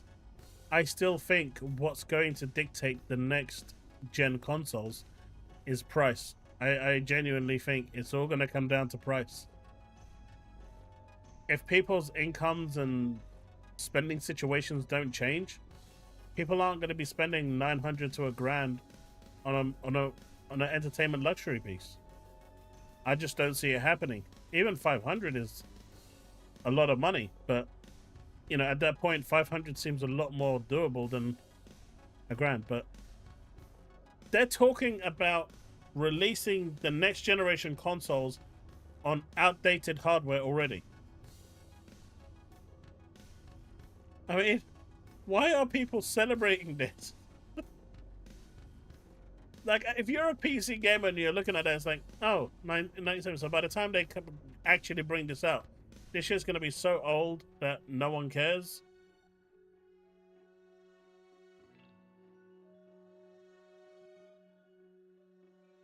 Yeah, I think so, Tarnished. I think so.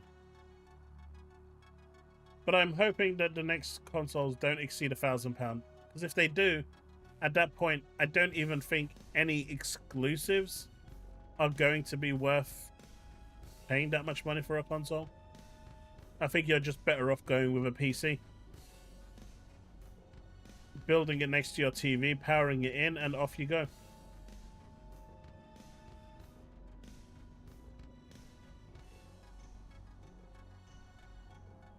I guess the console gamers is the godsend. Yeah, but the PS6 isn't coming out till 2028, Gorsty. At the earliest. It's gonna be 2 years old. Maybe 3. At that point, you're gonna have like the 1170 XT.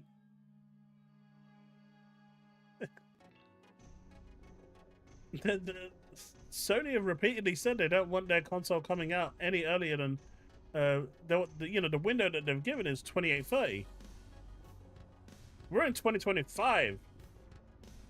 So if it comes out in 28, that's 3 years from now.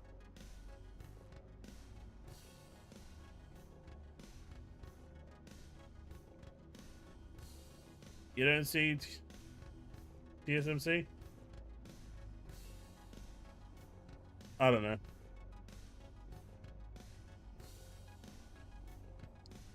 But an AMD might actually make a high-end GPU for a change. I know, right? I know, right?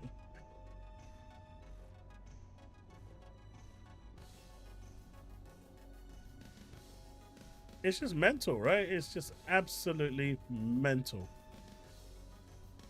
It's not the win that these people think it is. Like, everyone's like losing their mind because, oh my god, it's gonna be this much powerful, and it's like, yeah, but by the time it actually lands, my 1060 will outperform it. No, I'm just kidding.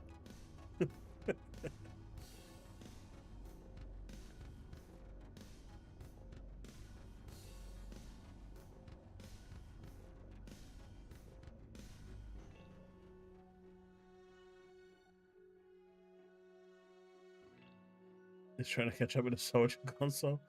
I don't know, man, but at the moment, in terms of gaming, AMD is rocking it with the graphics, with their CPU. Come on.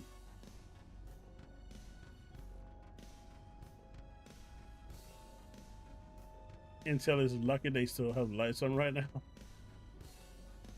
And maybe next year I'll actually be able to afford a 4090.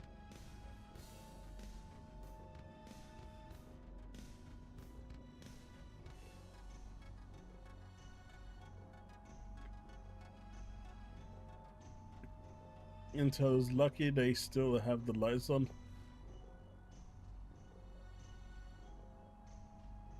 I don't know, man. What's your thoughts on Wu Chang? Sony got a long time to cook with Pixar. Well, that's the thing. Like, next year, in 2026, they've got a overhaul that's coming to PSSR, right? So that's supposed to actually extend the PS5 Pro's lifespan.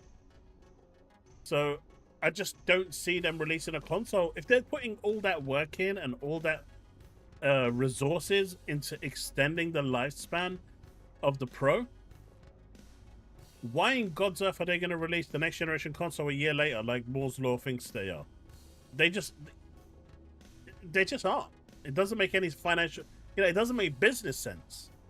They're going to push that to at least 2028 at the very minimum. And Cerny said in his interview that they're looking for the Pro to last, at least looking for it to last till 2030.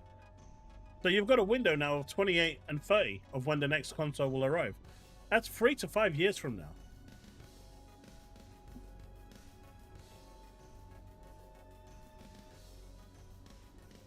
Which game is that, Bags?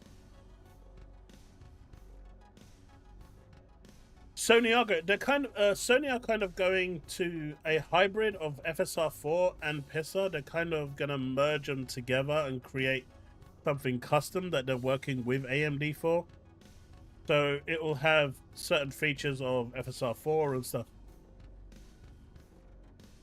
It's just your Souls game, right? It's just a typical game that they boosted to make really difficult. It's a game I really wanted to enjoy, but I just couldn't because it was just so hard. And I just don't enjoy sitting there smashing my head against an enemy that's a regular enemy that kills me in one hit. I just don't find that fun. Right? I just don't. And I think these games, they've got their market, and that's fine. I just wish we would get more of those games in a hack and slash Devil May Cry type of form, like Bayonetta. That would be great, but we just don't get those either anymore. So it's really disappointing, in my opinion.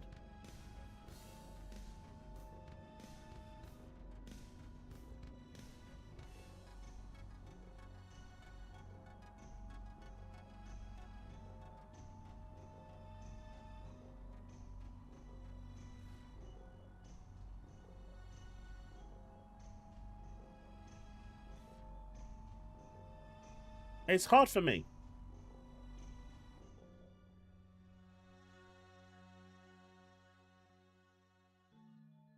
Did it actually sell well? I mean, I'm happy it sold well. And I'm happy for them. Like I said, I don't want games to fail just because I don't like them. I just want companies to just look at other games and other genres as well for hack and slash.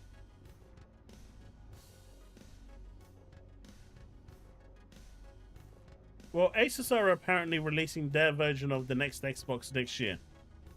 Apparently, Microsoft are going to wait until 27 to release their rendition of what the next Xbox is.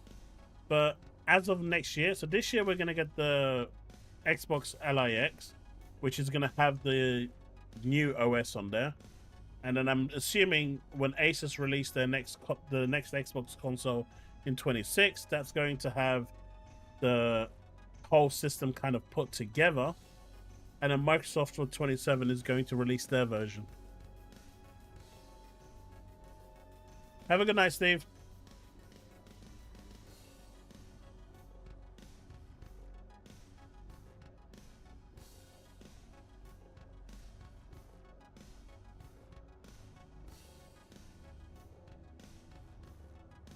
But I don't know.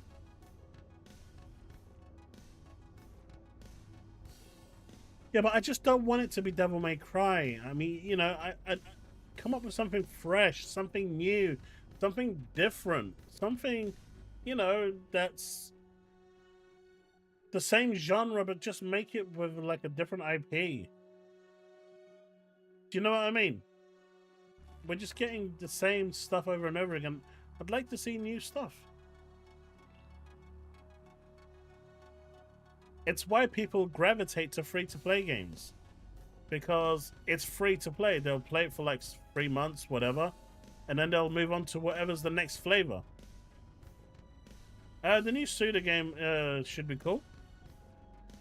If it ever launches, if it ever arrives, if it ever decides to grace planet Earth.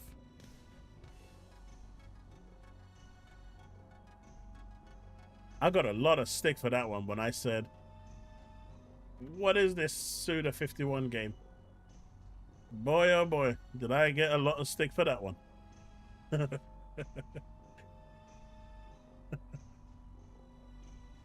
Oh.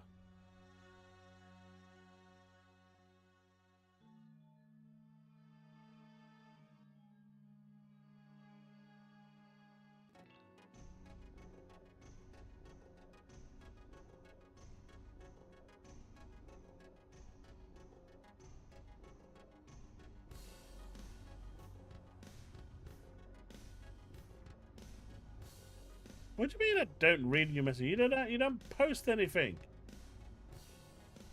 Oh wait, he actually did. No, I don't always see it. That's why they're super chats. I will definitely see those. Phantom Blade Zero looks like it could be that action game. No, Phantom Blade Zero is a Souls game. They've already shown it. It's got like tons of shit of parrying and dodging, and you take a hit and you're dead.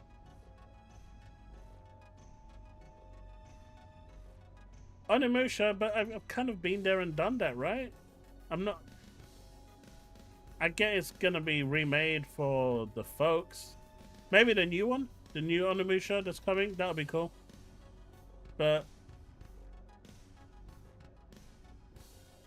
yeah. Not the original one.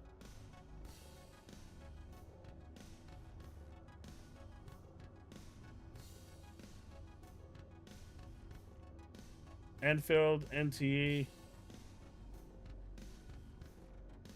You mean,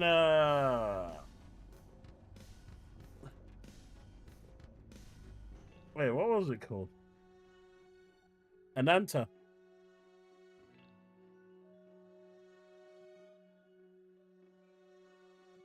We just don't have enough of them. Everything now is like, it's either a roguelike game experience or it's going to be, a Souls-like experience. It's like, enough's enough. I get people love those, but there are people that want to play other games too.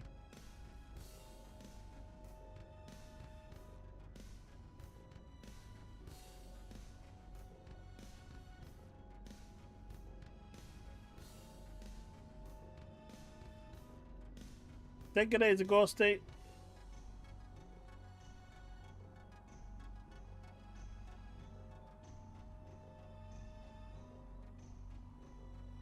But But hey, maybe Lost Soul Aside will be different. I'm looking forward to that one. That one I'm excited for, Bags. Lollipop Chainsaw was a good game. I played that. I actually completed it on stream. Really fun game. Silver Palace is more life than an enter. There's the other one as well, right? Premilia or whatever it's called. The kind of Pokemon-y style one where you have creatures and stuff, right? That you can think. But Lost Soul Aside comes out in 24 days, and that's hopefully going to be a hack and slashy type of game. Obviously, JTech said that if you get it on PC, you fail the test. So I'm buying it on PC just so I could fail the test. Right? So we will do that and have that version.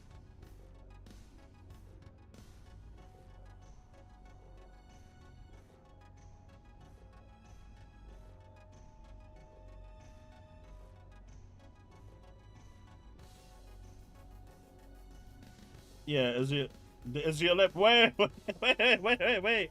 Let's not mention Azure Lane. Let's not mention Azure Lane.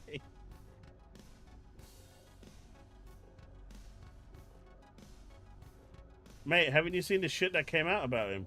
Jesus. I don't really want to talk much about it because he's copywriting everyone that mentions his name at the moment with YouTube.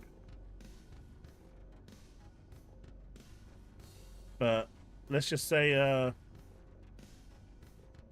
he's been flashing a lot.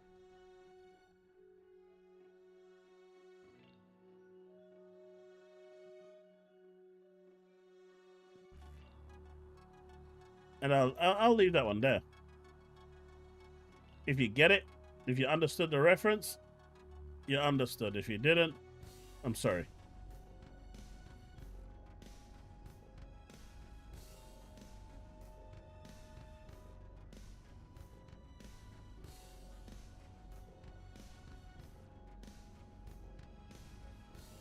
All right, there is one last topic thing I wanted to talk about, and I wanted to know your thoughts on this. Let me bring it up. So Atelier Ryza is getting a collection remake. It's getting a deluxe pack, which actually adds extra content to the games as well. New characters, new side stories and stuff. So it's actually worth picking it up and going back if you enjoy these games. Now, the Atelier series haven't really been popular at all, really. They've had their niche market, but it wasn't until Ryza came along and changed things because they decided to pick a character, sexualize it a little bit, and then everyone fell in love with the game. Even people that didn't like the game decided to give the game a go and actually figured out that they're actually enjoying the game. So the Ryza series has been massive in terms of just bringing more people to the franchise. So then Koei Tecmo decided that they're going to release an Atelier game on Xbox. And so they decide to release a game called Atelier Yumiya, which I guess didn't sell that very well because it looks like that's the last Atelier game that's going to come. Now, my question is, if you wanted to test a game on a machine, on a platform that hasn't historically been, how can I say, favorable to that type of genre, would you pick a game that has the best chance of being successful, like Sony did with Helldivers 2? Or would you pick a game that has not that great of a chance of being successful, considering this is a test that you want to run to see how the franchise would do on that platform? What would you do? Would you go with the game that would have the best possible chance for success, or one that has a low probability chance of success as a company?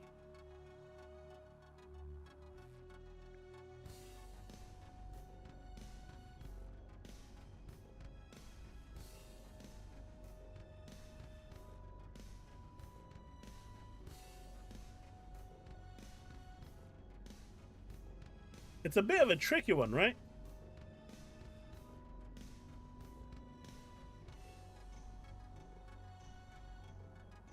I'm not really sure which way you would go.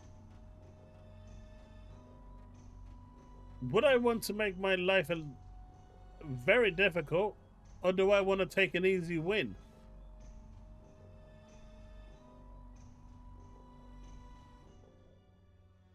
Well, ultimately, they chose to go with the we're going to make it difficult and see how it does. And it didn't sell. And unfortunately, Atelier Ryzia is not going to be on Xbox. And that's really the reason why it's not coming. And I don't think Xbox will see another version of Atelier anytime soon. Which is a shame, because these games are actually quite fun.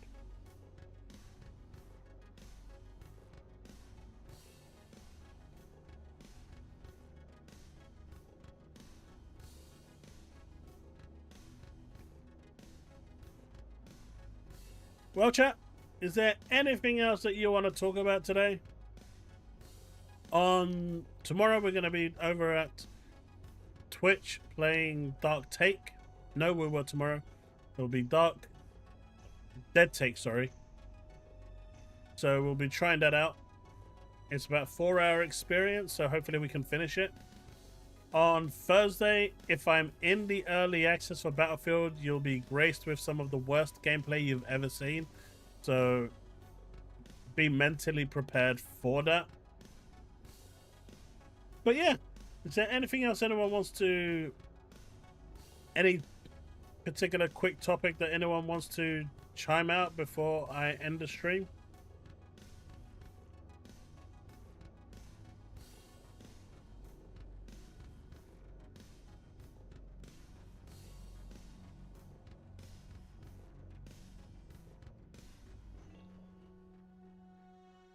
I guess not. Alright, folks. I guess that's going to be it for tonight. I appreciate you all for being here. Thank you so much for the super chats. It's, you know, I really appreciate it. Even if it was a tug of war to see who can come first. My PC has really slowed down. That or I'm being disconnected somehow. I don't think I am. I haven't dropped any frames, so that's good. But I'm going to see you all next time. But this is essentially Atelier Ryza. So you can see how and why it's more popular now than it was before. So they clearly decided that they were going to go down the waifu route. But instead of picking this one, they went with another one. And it's a shame, because I think this game could have done really well on Xbox. But folks, that's it. I'm out. Have a good one. Fix fires, saves lives. Damn straight. Damn straight. See? Someone that gets it. Right, folks, that's it. I'll see you tomorrow, where I'm going to be playing Dead Take. Hopefully I'll see you there. Peace out, folks. And remain legend. Have a good night. Thanks for hanging out.